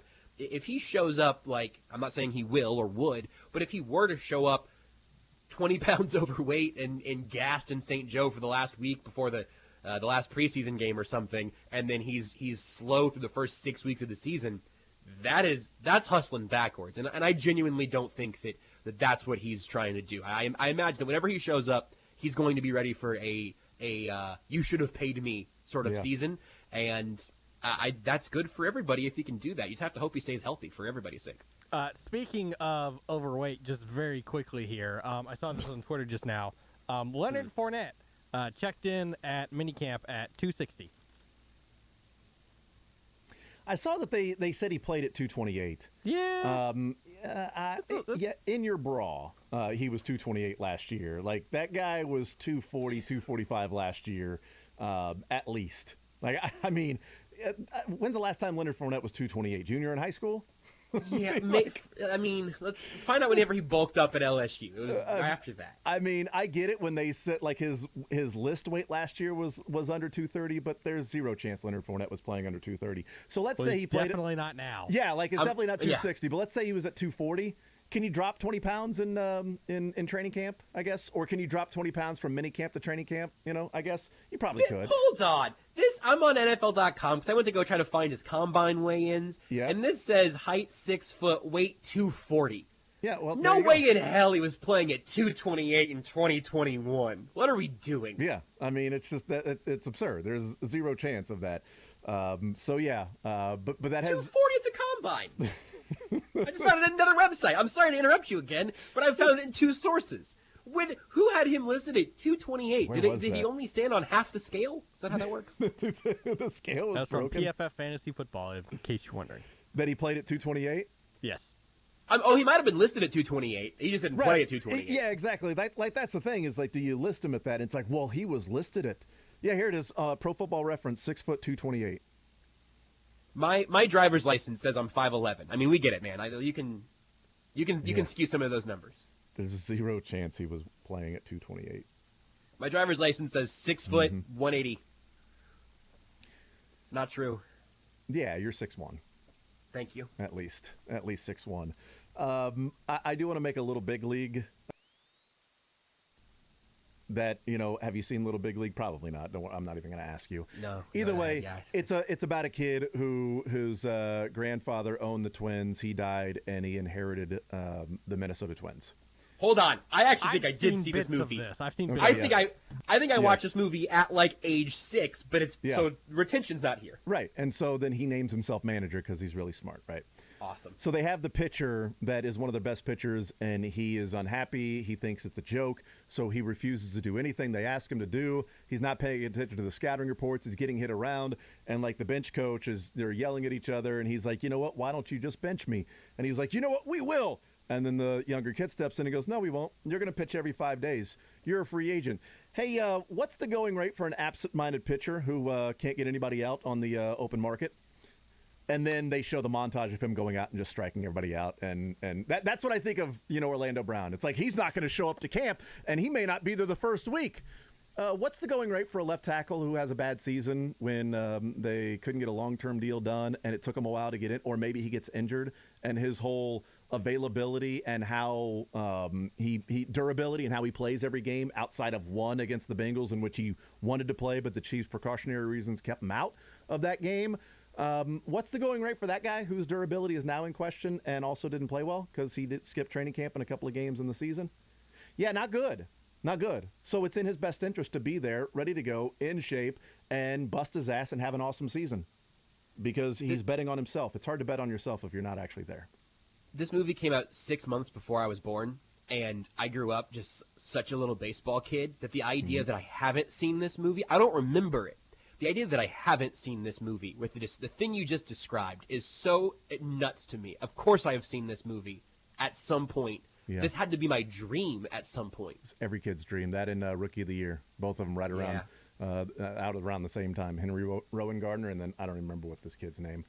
Ended up losing his friends because he was so popular. He started hanging out with Reggie Jackson instead of his friends. Like he just lost sight of who he was as a person because he was getting really into being the manager. So we'll take a timeout. We'll come back. Mick Schaefer will join us at 1 o'clock. We'll wrap up this hour next. You're in the zone on Sports Radio 810 WHB.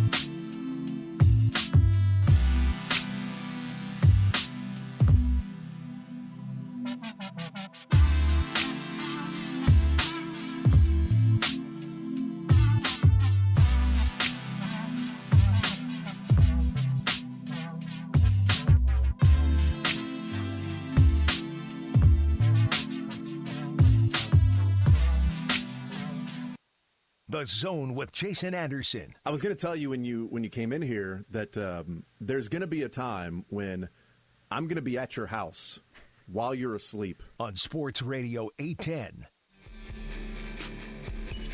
A couple of nuggets for the contract details in, Orlando Brown not happy with the $44 million that was in the sixth year to make it look like it's $23.16 million per year in the contract. So he looks at it and says, actually, it was only like, $19 million over those first 5 years. If you look at some of the other contracts that have been signed, like Trent Williams is averaging $23 million per year.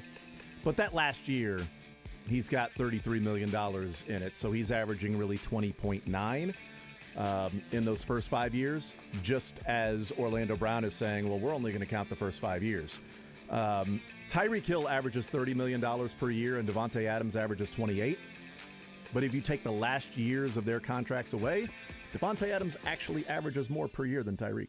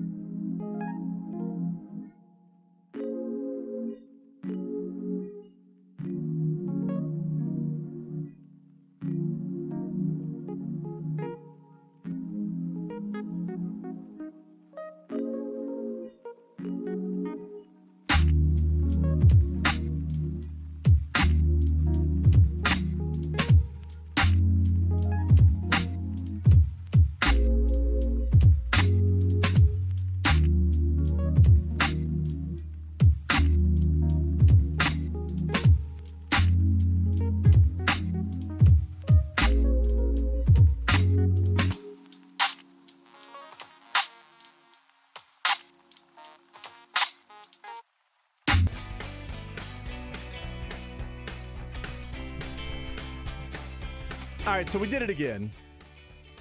Yeah. So, like a month ago, or maybe it was like a month and a half ago, I'm not really sure, that there was a communication issue between Mick Schaefer and us, and we thought Mick was coming in, and then we found out in real time that he wasn't.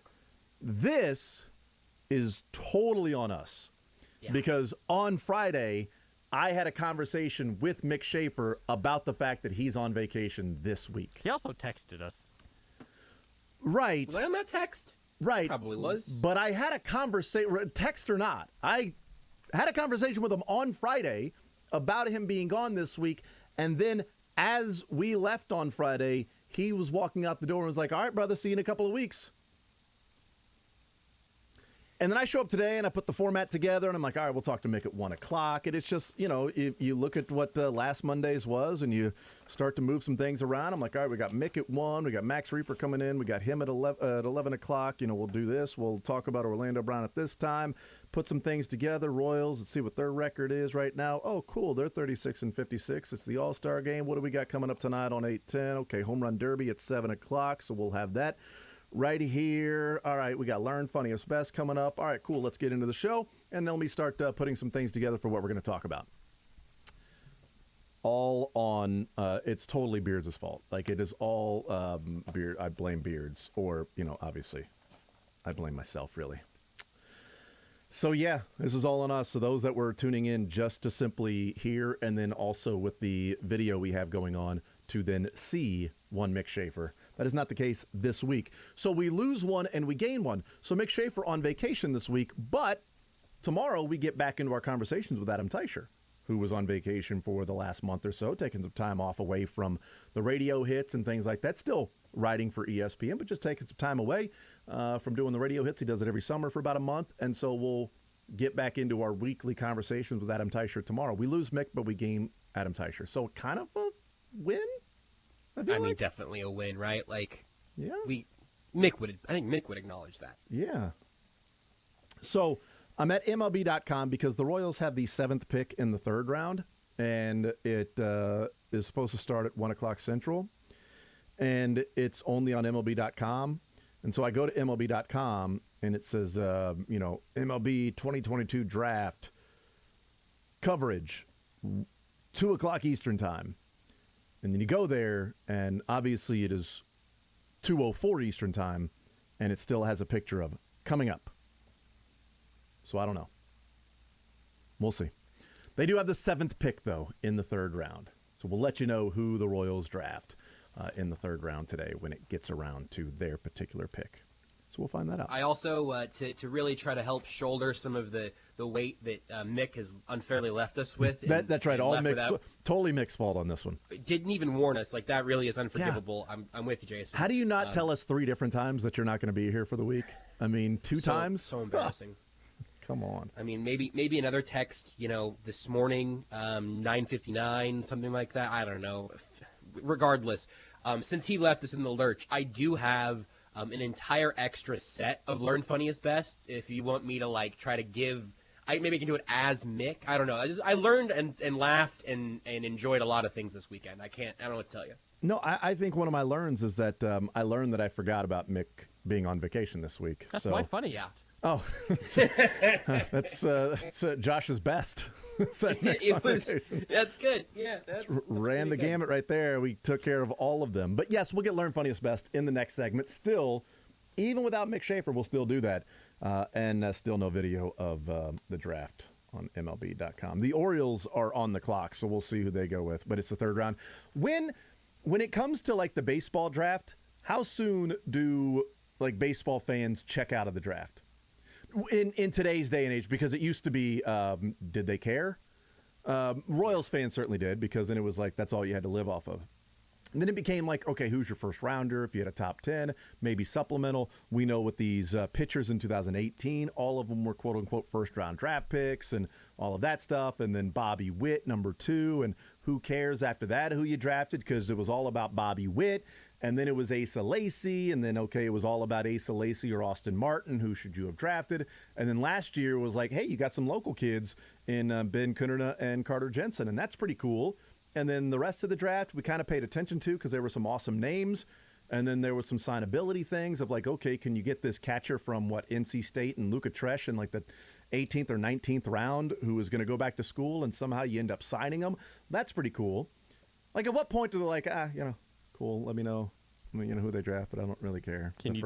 Second round. Can you check out if you never checked in? Asking no, for a it's friend. Hotel California. Asking for a friend. You can check in, but there's no checking out.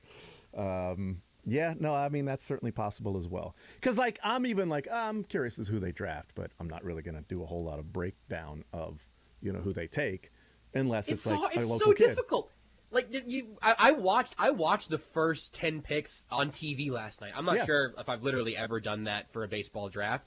And they're showing the clips of these guys at, like, camps and stuff, because some of them are literally high schoolers. Like, Jackson Holliday is the child of a former highly decorated Major League Baseball player, and he looks like a little boy. Congratulations to him. 12 years old. I hope he has a wonderful career. But man, that is a child, and you're getting footage of all of them at a camp fielding ground balls or like just catching routine pop-ups. This isn't. Yeah. It's a lot easier if you're playing a defensive end at Georgia. You're gonna have some game footage that we can roll. So it's just, I think it's got to be hard for a casual fan to get engaged at all, because if they're not a son of a former player, although I have opinions on the first 4 picks of this draft. I don't know how that happened to me. Good for you. I cared about the first 4 picks of the MLB draft last night. But unless you're the child of a former player, it is tough to like even know who some of these kids are unless you're really in the weeds. So to let me know that either it is my connection or they are just so many people have tried to tune into this MLB.com live draft to follow day 2. They have already had 4 selections in the 3rd round so far. They have 5 selections so far in the 3rd round. So the Royals are a couple of picks away. And I just had to reload. And then, now it's starting to come up, but then it's still pausing. So I've got the draft tracker up if you want that. Yeah, I do too. So that's how I know there have been 5 selections so far. Like I was just staring at this circle going around, just a circle and a black, just a blank screen and the circle. Like, wow, they're still waiting to start this draft. Well, let me see the draft track. Oh, they're 5 picks into the 3rd round already. Good to know. The Cubs are on the clock, if anybody was wondering, and they have just taken somebody from Temecula Valley High School. So the Cubs, got a Missouri high school kid to the Marlins before that. There you go, local tie. Oh, Milbrandt went. Carson Milbrandt went 85 to the Marlins. Damn it! I wanted the Royals to take him. So good for him. Yeah, Carson would have been nice to see that in real time. That Carson Milbrandt was taken from Liberty. He's heading to the Marlins with the number 85 pick. Congratulations to him. That is awesome. That is back-to-back years that the local products. That's 3. In the last 2 years, there have been 3 different high school kids drafted in the first few rounds of the Major League Baseball draft, with Carson Milbrandt going to the Marlins because we had Kuderna and Carter Jensen last year. I'm trying to think if there was anybody else high school that was taken. I should know that, but I apologize if I don't. The Royals have selected Mason Barnett, a college pitcher from Auburn. He throws right. And in case you're wondering, he bats right as well. So a right-handed pitcher, Mason Barnett from Auburn, Alabama. So there you Here go. on the MLB big board, he is player ranking number 209, okay, the 87th overall pick. I'm not going to pretend that I can tell you about all of his tools right now, but I am looking around to see if that is the lowest ranked player to be selected in this draft, and yes, it certainly appears that it would be. Yeah, I'm going to scroll through Keith Laws and see where Mason Barnett comes in, because he has his top 100, and I doubt maybe he shows up. Maybe he doesn't. Keith Laws went up. Yep. He's not in that, so, what are you going to do? Let's see. I don't know, where's Kylie McDaniels on ESPN? I don't know. You can also look at Twitter is all about Milbrandt right now. So I'm waiting for the freak out to begin. They're all about, honestly, excited? You might be ahead of the curve with the draft tracker. There might be a little lag there. You think so? Oh. Ooh, okay. Here from Royals Review, we just had Max Reaper on. Ranked 383 by Baseball America, unranked by MLB Pipeline. Well, how many prospects does MLB Pipeline rank? Are they just 100? You know what I mean? Like Keith Law, I can say he's unranked by Keith Law, but Keith Law did top 100. So would he be 110 if Keith Law were ranking 1 through 150? I don't know, but I'll just say again, 383 on Baseball America is that good or bad? I don't know. I don't know. Is 383 better? Is that like he's 383% better than what the pick that they had? Good call. That's something that I just math and numbers are difficult at times. So, what'd you say? Oh wow, to? Oh, just your great way of interpreting these numbers in a way that maybe flatters the Royals. I admire. I thought you saw creative something math. else. No, Baseball America says solid assortment of pitches to go with average control. Throws 93 to 95. Potential multi-inning reliever. Average control. Can't throw strikes. He had a 4.38 ERA. I mean, so he's the middle. They drafted a middle reliever. Here's the thing. I didn't know who this guy was. I know, right? 5 minutes ago. 2 minutes ago, I didn't know who the heck this guy was. I still don't know who he is. I don't know, man. The 2 and 300s sort of numbers around your 87th pick feels, and there's all the overslot, underslot, all the math that comes through. This is definitely an underslot pick right here. Yeah, I just you got to wait to see the full picture, I guess. I don't love a enormously underslot deal at 87. It feels kind of like you've maybe, I don't know, lost some value there in the value of your pick, but I don't know. Yeah, I'm scrolling through Kyler McDaniels to see where he has him ranked, and at 182 now, and still scrolling down. And a little Control F, little find on page. Well, I got my iPad, so I'm not working. There's on probably that a button control. you can hit for that. There probably is, but I don't know what it is, so I'm just gonna scroll in real time. Okay, so was it Blake Burkhalter? Is that who they drafted?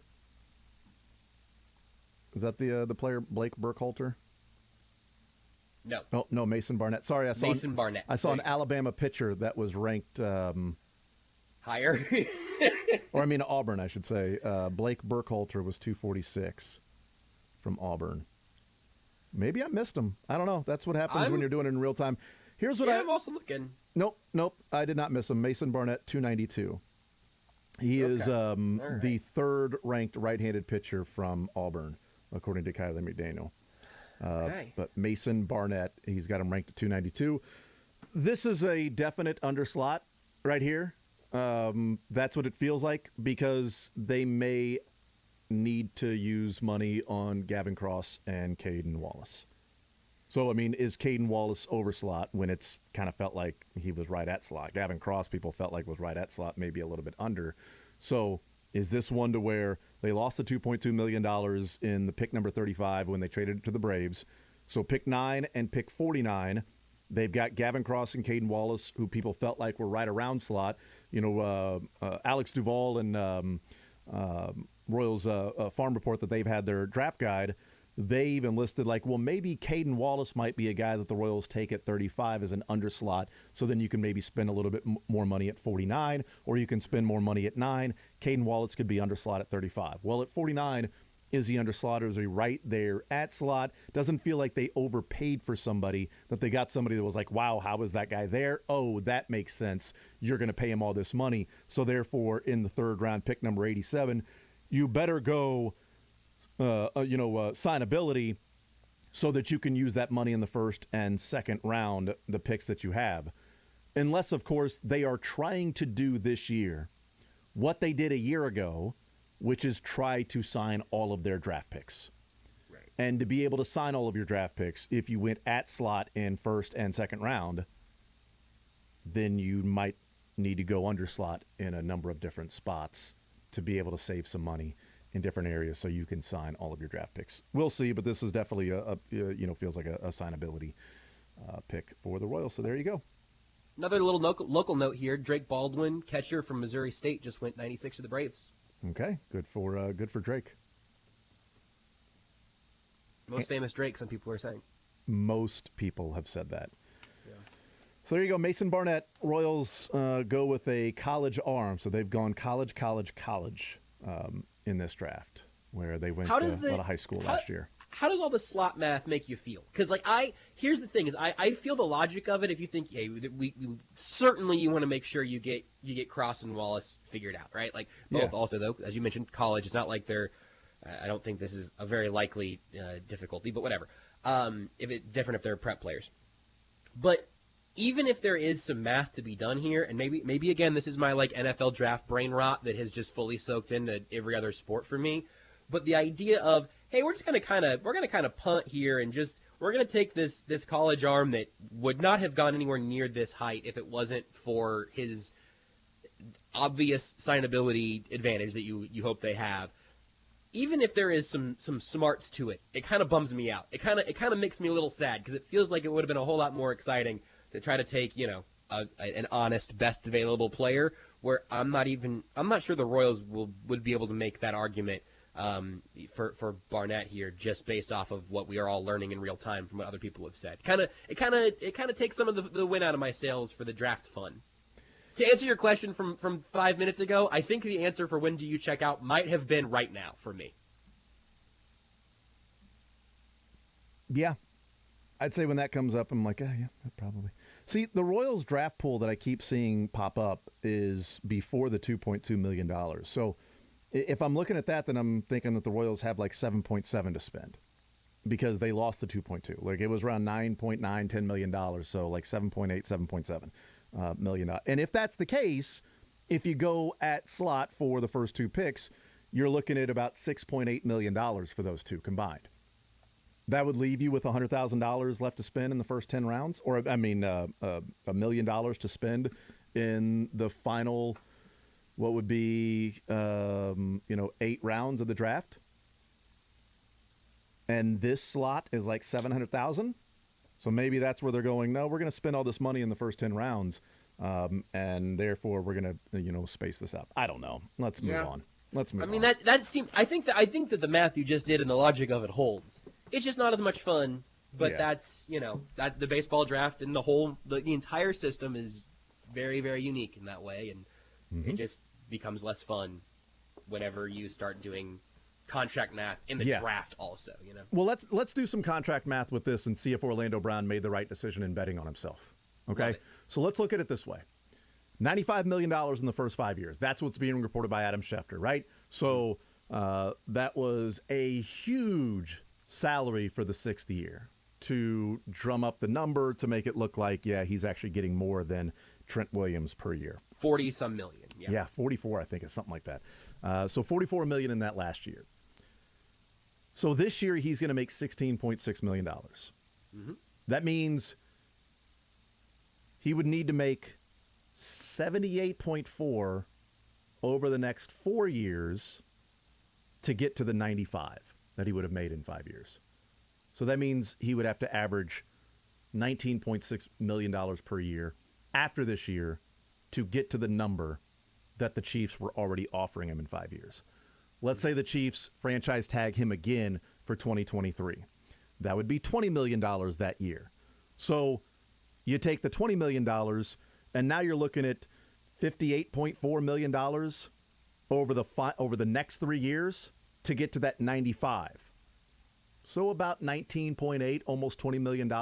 So the question, if you're Orlando Brown, would be, okay, if I play the next 2 years with the Chiefs and I make my $36, $37 million, they were offering me 95 over 5 years. That means, can I make, 60 million in 3 years? Anything over like 58, 59 million over a 3-year period, I am making on top of what I would have had in 5 years for the Chiefs. And by the way, that will be going into the offseason of 2024 when the salary cap is expected to explode. So I would guess if Orlando Brown is even average, if he's top 15 tackle over the next 2 years, after those 2 years are up, if the Chiefs move on from him and say we're not going to franchise tag you again, or they don't agree to a deal, or somebody else signs him, I'm going to guess that in the first 3 years of that contract, he's going to make more than $60 million. And if I'm Orlando Brown and I am his agent, I understand why I turned down that contract from the Chiefs and why I would bet on myself. Because I'm saying, if I lose this bet, at worst, I get $17 million this year. If I lose the bet, I'm getting $17 million. If I just simply, the bet doesn't pay, right? It's just, it was a tie. It's like, it was over under 7, and it was 7. So, it's like you're not getting your money there. I'm going to make $37 million, right?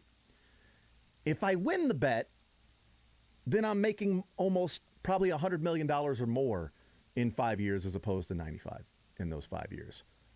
If I'm Orlando Brown and I'm the agent, I'm probably, looking at the numbers now, I'm probably advising him the same way that Michael Portner did in saying, I believe that if you play the franchise tag with the Chiefs these next 2 years, I believe in you, you believe in you, you're going to make $37 million.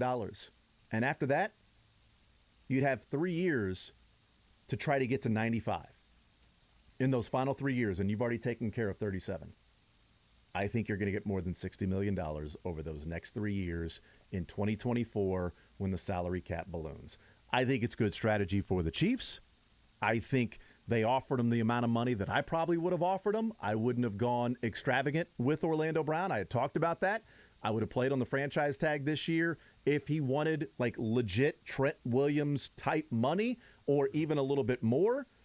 And when I look at the numbers and break it down and see the contract and see what they had an issue with and see how it might be beneficial for him, I totally get where Orlando Brown's coming from and saying, yeah, if it's a 5-year deal, if I break it up to now 5 years, 2 years on a franchise tag, and then the next 3 years on a different contract, essentially those 3 years I'd have to make $60 million in those final 3 years of a contract. I think I can do that.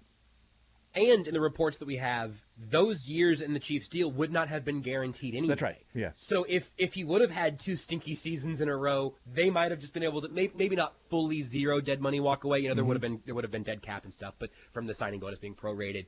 But if you're talking about having basically that same amount of money be guaranteed over a couple of franchise tags, or certainly just this 1 year being fully guaranteed and then getting the next season, again, I think the one place where I hiccup a little bit is within that space of we wanted more guaranteed money, but now he has to play this year with the worst guarantees in football for a player who's about to get a big deal. You know what I mean? Like the franchise tag, the franchise tag is a terrible deal if you're a player getting tagged with it because it means you're more valuable than what you're actually going to receive there. That to me is the place where it's injuries, it's performance, it's whatever, where at some point it's beyond betting on yourself, it's also betting on health and circumstances and all of that. But if the Chiefs are really only offering 2 guaranteed years at the front end of that, 2 fully guaranteed years at the beginning there, then yeah, playing out 1 guaranteed year and saying that you think you might be able to cash into the numbers you were giving out a second ago, I do think the logic holds there. And I think I said this earlier, but this is no skin off the Chiefs' nose. If everything pans out, they have a great tackle they can pay next offseason. If it doesn't work out, they have a not as great tackle they can pay a little less next offseason, or they know that they can move on without some huge bill to foot. So ultimately, I totally understand how both sides ended up at this spot. You just have to wonder if it's going to work out that way. And in this case, Brown, I think, in his camp, shoulders more of the risk, but they also could shoulder more of the reward. If they were to move on after next year or this upcoming season and then 2023 season, if they were to move on after that, they would have paid him roughly $41 or at least $41 million against the cap for 3 years. So let's just examine it from the draft pick that they traded, the trade to acquire Orlando Brown, and then what they got in return. If they give up that draft pick, and so depending on whatever model you look at, the Chiefs say it was kind of mid-second. Other, calculations in the weighted value say it might have been actually late first, exactly what it was, like late first, whatever. If that's the case, and you spend 3 years with Orlando Brown, this year franchise, next year franchise, and you move on from them, even if you get nothing back, even if you just simply say, we franchised you for 2 years, we've had you 3 years, good luck, hopefully everything works out for you. You would have paid him $13.6 million against the cap per year, averaging out for 3 years, and got his play at left tackle. And then went and found somebody else. Is that worth the trade that they gave up at that time? That's the big question then, if that ends up happening. Depending on how Orlando Brown plays this year and next year, even if, let's say he plays the exact same the next 2 years the way that he did this year. You're paying $41 total million against the cap for 3 years. You get that guy playing that way. You gave up first, but you got a second back. So you got Creed Humphrey and Nick Bolton instead of Creed Humphrey or Nick Bolton, and then whoever you would have taken at number, 31 at that time. Would it be worth it? Would it be a good deal for the Chiefs in the end? I think it's looking. I was not expecting this to be my answer a couple weeks ago when I was doing all this math. But here, let me put some names on some of those numbers for you. Great. So 31 overall was Odafe Owe, the edge rusher out of Penn State that the Ravens ended up with. Third rounder turned into Ben Cleveland, guard out of Georgia. There's a fourth round pick that ended up going to the Cardinals for Florida cornerback Marco Wilson, and then a fifth that ended up with the Giants. They drafted a guard. And then so the Chiefs get Brown on the deal they've had to pay him on, but that was the end of a rookie deal and now a franchise tag. And then the pick that ultimately turned into Nick Bolton. And the sixth round pick that the Chiefs used for 1 year of Mike Hughes. That's just where it ended up. And then a seventh that was included in that Darian Kinnard trade. It was, a minor part of it, but a part of it. Ultimately, you look at all that and you say, hey, if you get 2 years of above average left tackle play at a decent price point and Nick Bolton and a year of Mike Hughes for Owe and Ben Cleveland, essentially, I like draft picks and I love having guys on rookie contracts. I am not the guy to say, send off your picks, bleep them picks, pay those veterans. That's not really my MO. And even with that, I look at that trade and it doesn't bother me any. I don't know if the Chiefs want it, but it certainly doesn't bother me. Well, even if he walks, and maybe you get a compensatory pick if he walks next year, right? I mean, I'm saying if he walks in 2 years, like you franchise tag him again next year, that would be $20 million At next that point, year. it's easy. Yes, right. It's a good deal because you talked about the guys you get back. You also have to throw in if you don't make that deal, who's playing left tackle for you? Because Trent Williams, 100%. You couldn't get it done. They wanted Trent Williams, and I'd love an alternate universe to see what the roster would look like if they got the deal done, if Trent Williams chose the Chiefs over the 49ers, because then you don't trade pick number 31. Are you drafting Owe at that time? Now you get a defensive end. Well, then George Karlaftis is probably not drafted, or maybe he is, and you're saving money, or only like $1 million or whatever it might have been. But Frank Clark is not on your team this year if you went and drafted George Karlaftis. So now your defensive ends might be Karlaftis and Owe with Chris Jones. Or you draft Tevin Jenkins, who I think was a slow roller in Chicago. Yeah, I mean, Tevin Jenkins he had a back injury, so he didn't actually even play last year.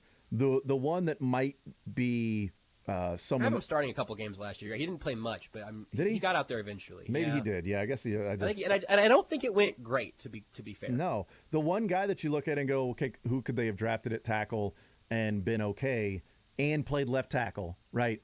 Because a number of these guys that were drafted as offensive tackles in the second round ended up moving to guard or just weren't good or played right tackle. Walker Little out of Stanford. He, was a guy that, from all indications, was pretty damn good. And he was a guy that was injured at Stanford, and people had said if it wasn't for the injury and the COVID year, then he might have been a top 20 pick in the draft. He went number 45. I don't think he would have been the consensus by any means at 31. Because I remember talking a lot about Jenkins and a lot about Liam Eichenberg. Yep, Eichenberg. And I did not hear much from either of them in their rookie campaign. So who is to say what that offensive line looks like with a rookie instead of Orlando Brown? I mean, they didn't win the Super Bowl or whatever, but it was still a functional season, and Patrick Mahomes stayed upright, and it got better along the way. I think especially if they tag him for 2 years, you're right. That's an easy win. We'll take a timeout. We'll come back. Learn Funniest Best coming up next. Follow the show on Twitter at J810Anderson, at JB Brisco, at Beards McFly, and at Sports Radio 810.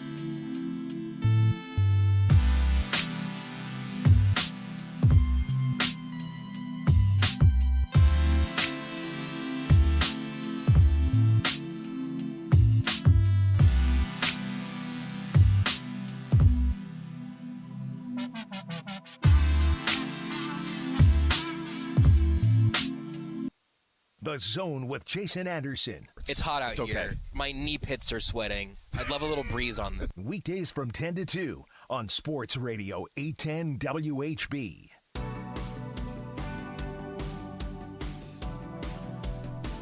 right, we continue right here on Sports Radio 810 WHB. Jason Anderson, Josh Brisco, Beards. We head up until 2 o'clock.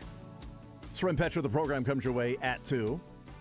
So the Royals have made their selection in the 4th round, and they have taken Steven Zobak, a right-handed pitcher from Cal, another college guy, with the 115th pick. And Steven Zobak could be more of a starter rather than the Mason Barnett, who they took in the 3rd round, who projects more as a fastball slider bullpen piece. But Steven Zobak is a former two-way player who was starting to move up the draft boards a little bit more because he stopped playing a position and focused on pitching and cut down his walk rate by a pretty good margin when he just focused on pitching.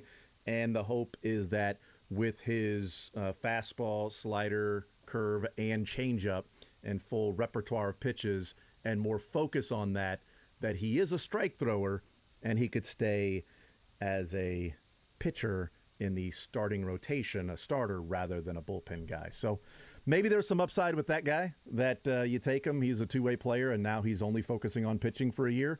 And you say, well, look how much he's improved. We get him in here and get our development with him, and we'll really have him regress. Sorry. There was no reason for that. I mean, just no reason whatsoever. It caught me off guard, man. I was just listening to you talk. I was trying to read some stuff, and then bam! We'll sideswipe. We'll get this guy in here, and we'll really turn him into an outfielder. We'll get this guy really playing left field. Okay, now we got to think one step ahead. You get him in here, you tank his arm, you say, nah, man, get you back out into the outfield. All of a sudden, you've got a center fielder who can absolutely dart one to home. They're trying to get Rick Ankiel after he became Rick Ankiel. That's right. They don't have to go through the pitching part right. of it. You know, who's the next Shohei Ohtani? Well, this guy was a two-way player in college. Pick him up then. Draft him. Now, hold on. We're having a lot of fun here. But if the Royals did nothing but draft guys who could both hit and pitch and field and do it, like if they just give us just guys who can do it all, we're going to just beg to find a Shohei Ohtani. I'm not sure that'd be the worst draft strategy of all time. I liked your idea on, last night before the first round started that the only players you wanted the Royals to draft are guys that were bat flippers. See that? Because here's the thing, man. That means so much. I tweeted that out like, this is fun. But really think about it. You got to be able to hit bombs to flip bats. You got to have the appropriate amount of swagger that comes with that. You've got to be good. You cannot be bad at baseball and flip your bat when you're grounding out to short. I think that there's something to that. You can't hit a wall scraper and flip your bat. Like it's a no-doubter. That thing's got to be gone. Right. You Nate Eaton it, or you Vinny Pasquantino it. Both of those guys over the weekend with some bat flips, or Nate Eaton on Thursday night with the bat flip, and Vinny P on Saturday hitting it, watching it, leaning, and it hits the foul pole, and then looks over and flips his bat and does a little flex to the dugout, and then's like, all we need is Payamps is to get 3 outs, and what a hell of a day. So let's get into Learn Funniest Best from the weekend if we can. We go around the room and also to Josh's room as well. And say what we learned, what the funniest from the weekend was, and what the best from the weekend was. So what I learned is that you can actually be disqualified in track and field by starting after the gun. Devin Allen in the World Athletic Championships, which was hosted in Oregon, which he's an Oregon Duck, the 110-meter hurdles. I found this out yesterday. I did not know that there is a rule that your reaction time to the gun can be too fast. His reaction time, or at least the rule's reaction time, is you cannot react quicker than 1/10 of a second after the gun goes off. So when the gun goes off, the sensor in the block has to be at least 0.1 after the gun before it feels the weight. His was 0.099. 1,000th of a second. They slowed it down. He took off after the gun. The gun went off, and then he started to move. and in super, super, super slow-mo. But it was .099 after the gun. Therefore, he was disqualified. I learned that in track and field, you can actually be disqualified for having too fast of a reaction time to the gun when you didn't actually leave before the gun going off. That was just one of the more amazing things that I learned, because it seems counterintuitive to the starts, the reaction time, the gun springing out of the blocks. Now, his was too fast. 1/1000th of a second slower, and he would have been able to race, and he was the favorite and could have won, and then the United States could have swept, and that was not the case. He was disqualified because he did not have .1. He had .099 after the gun. That's the thing. I'm so glad you brought this one. This made me so mad. It wasn't .099 before the gun. Right. .099 after the gun. Like, I'm dangerously close to getting on the porch in my rocking chair here on this one. I understand. I love some analytics. I love some advanced information. I grew up watching sports science on TV. I love that bleep. I really do. Can we let sports be cool again, though? Just like, hey, cool sports thing happens. Can we just let it? He's just fast. He was fast, and it was after the gun. And if you look at that right on the spot, you go .099. You know what? Let's round them up. He's good. Hey, everybody, he's good. We decided he's good. All right, cool. Moving on. I mean, is there a window of like point? I mean, I don't understand the point of the rule. There's got to be some point, like somebody who is, much smarter than I when it comes to track and field would say, well, actually, here's the reason why this rule was implemented. What people were trying to guess, well, when the gun went off or whatever. Well, if you're obvious and you're going to move before the gun, well, then it's going to be a false start. But, if you're moving after the gun, then how in the world can you be disqualified? Like, what's the point of the 1/10 of a second rule that you must react to the gun 1/10 of a second after it goes off? And if it's .099, you're disqualified. I mean, I think your logic there is good, that you don't want to reward positive guessing, and that the logic there is that it's impossible for a human being to get off the blocks that quickly. But you got to have a little margin for error there. We got to look at that and say, hey, he just got it right. I mean, this is silly, folks. What are we doing? Tex says, I just learned of what might be the stupidest blinking rule in sports. Thank you. I mean, I'm with you. I saw it and I thought, this is going to be egregious. Like, what's the .9? So he took off .099 before the gun, and it's like you can take off like .1. No, it was after the gun. It was after the gun. And in slow motion, you couldn't even tell him moving before the guy next to him. They moved it at the exact same time. So that's what I learned, is that track and field has an absurd and stupid rule. Josh, what did you learn? I learned that there was something good happening in the track and field world this week. It was the Shot Put World Championships. And if you have not been able to witness any of this, please just make some time for yourself on the internet to go see, as Roger Sherman of The Ringer put it, the widest men, not whitest, WIDEST, the widest men on the planet doing ballet-style footwork. It is incredible. If you haven't seen the video of an Italian man named Ponzio making his entrance, I have not. Please do that. I retweeted it last night. It's on my timeline a little bit. I just retweeted it with the word Ponzio. It's just everything you could ever imagine. It'll absolutely make your day. Just watch absolute tanks of men to do like I'm stealing the line, but they're doing ballet while being built by but they're built like a love seat. Like they could wear a shirt over a sofa. It's unbelievable. And they're elite athletes, and their feet do absolute dancer stuff. It's incredible, and I love it. I've never heard somebody described as they are built like a love seat. That one's new. That's a JB Brisco original right there. That's trademarked to me, and if anybody else wants to use it, I'd like royalties, because it's true. That is amazing. Built like a love seat. Beards, what did you learn from the weekend? My learn is going to cause somebody on this show immense pain, but that was not the initial plan for it. At just 23 years old, Luka Doncic has more All-NBA first-team appearances, 3, than the following NBA legends: Russell Westbrook, Tracy McGrady, Gary Payton, Clyde Drexler, Pete Maravich, Dominique Wilkins, John Stockton, Patrick Ewing, and Dwayne Wade. Mick, what's your learned? Mick, are you here? What did you learn? We all learned that Mick's on vacation. Well, we didn't learn it this weekend. I learned it on Friday. I relearned it today. I just wanted to get over. I just wanted to get past Beards' jerkiness. It wasn't intentional. It just kind of. I believe you. I know. The Dwayne Wade one legitimately surprised me. I think it was intentional. I'm gonna go with he sought that out.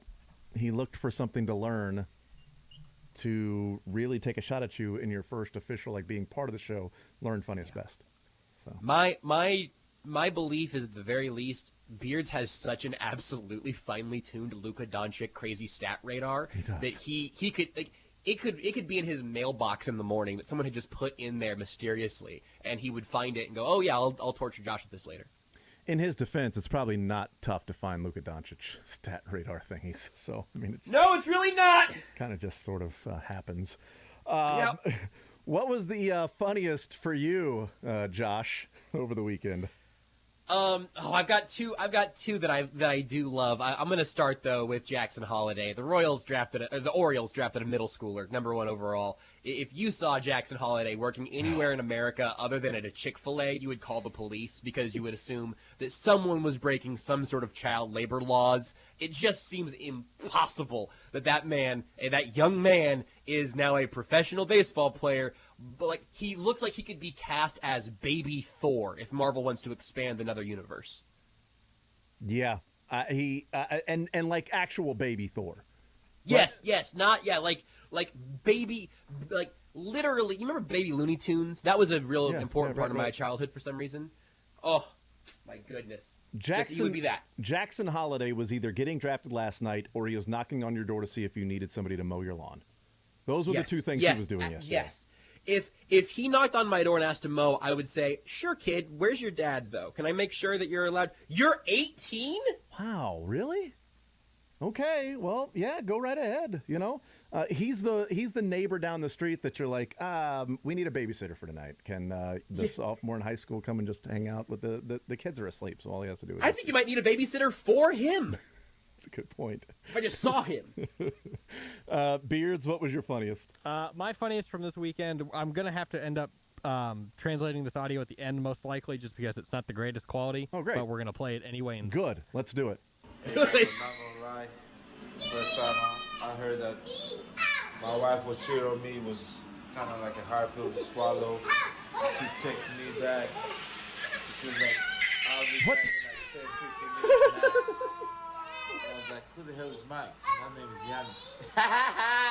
So it was Giannis. He was saying, the first time I heard my wife was cheating on me was kind of a hard pill to swallow. She texted me back. She was like, I'll be back in 10 to 15 minutes max.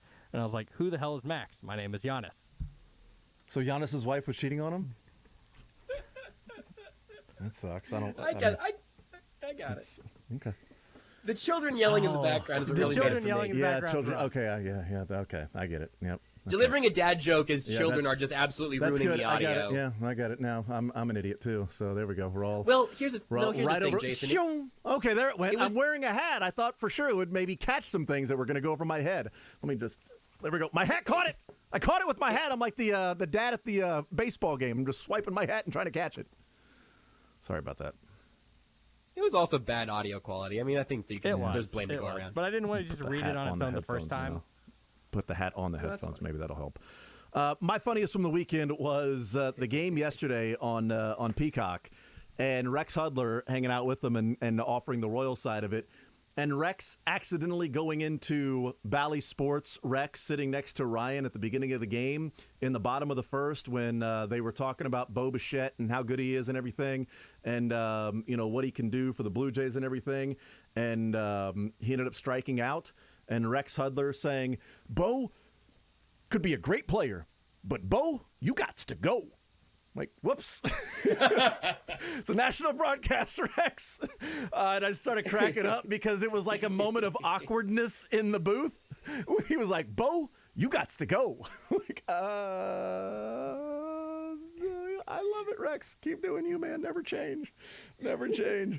What was your best from the weekend, Beards? We start with you. My best from the weekend was my wife and I, for her other job, they had a company thing over at the Monarchs game last night, and I had not been to a Monarchs game since they were the T-Bones.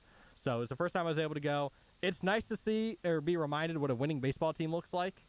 I got this nice Monarchs jersey while I was there because I kept seeing somebody in front of me have one, and I was like, man, that looks really good. So it was a good time. Had fun. They had fireworks afterwards. It was a good. Very time. cool. My best from the weekend is, I was just going to go with the Baby Royals and go with that one. But my best turned out to be what also could have been the funniest, and that is A.J. Dillon in the Kenosha Kingfish minor league game in Kenosha, Wisconsin. For whatever reason, they were doing like an Oklahoma drill.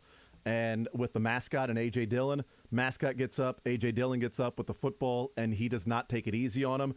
He hits him so hard that the mascot was supposed to make the tackle. He hits him so hard, the mascot flies back 8 yards. The mascot head flies off of him, and it's just a man in an odd mascot suit with no head on it, and the head with a crown and a kingfish with a baseball as his head is laying like 8 yards away, and A.J. Dillon just continues running after trucking him.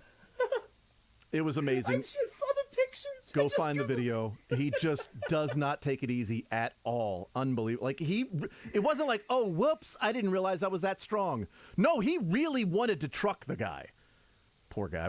Just to be clear, in case maybe you had the thought of A.J. Dillon, that's professional running back for the Green Bay Packers, right. A.J. Dillon, just to be 100% clear. That's Boston College running back. Why would people think of him with the Packers and not BC? Come on, everybody remembers him with Boston College. This footage is incredible. Yeah, what was your best? I finally, after on and again, off again for a couple of months, and some really intensive work, including buying a wet vac, several different forms of liquid plumbing, and then ultimately having to duct tape some PVC pipe tubing to my new wet vac. I finished unclogging my basement drain last night. For you. COVID couldn't stop me. The sand and the dirt in there couldn't stop me. The pieces of glass in there couldn't stop me. I am a homeowning machine, Jason, and it's important that people know that and respect that about me. I'm out here in my yard just trimming bushes. I'm unclogging drains. This might have been the best thing that happened to me this month. I am over the moon that I am now, I think, a professional plumber, and I finally did it. You're a homeowner, man. You're not filling the role of Corey, though. You're doing a terrible job of that. We'll take a timeout. We'll make our picks for the Home Run Derby next. You're in the zone with Jason Anderson on Sports Radio 810 WHB.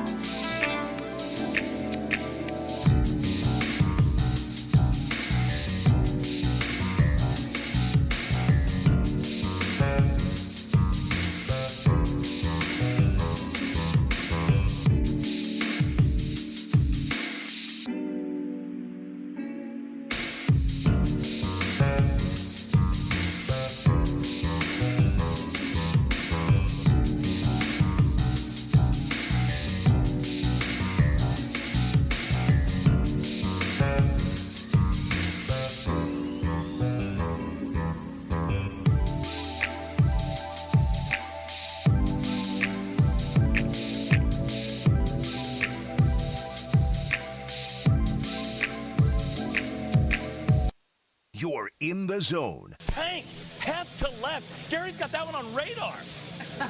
With Jason Anderson. Senor, esto no es uno Wendy's.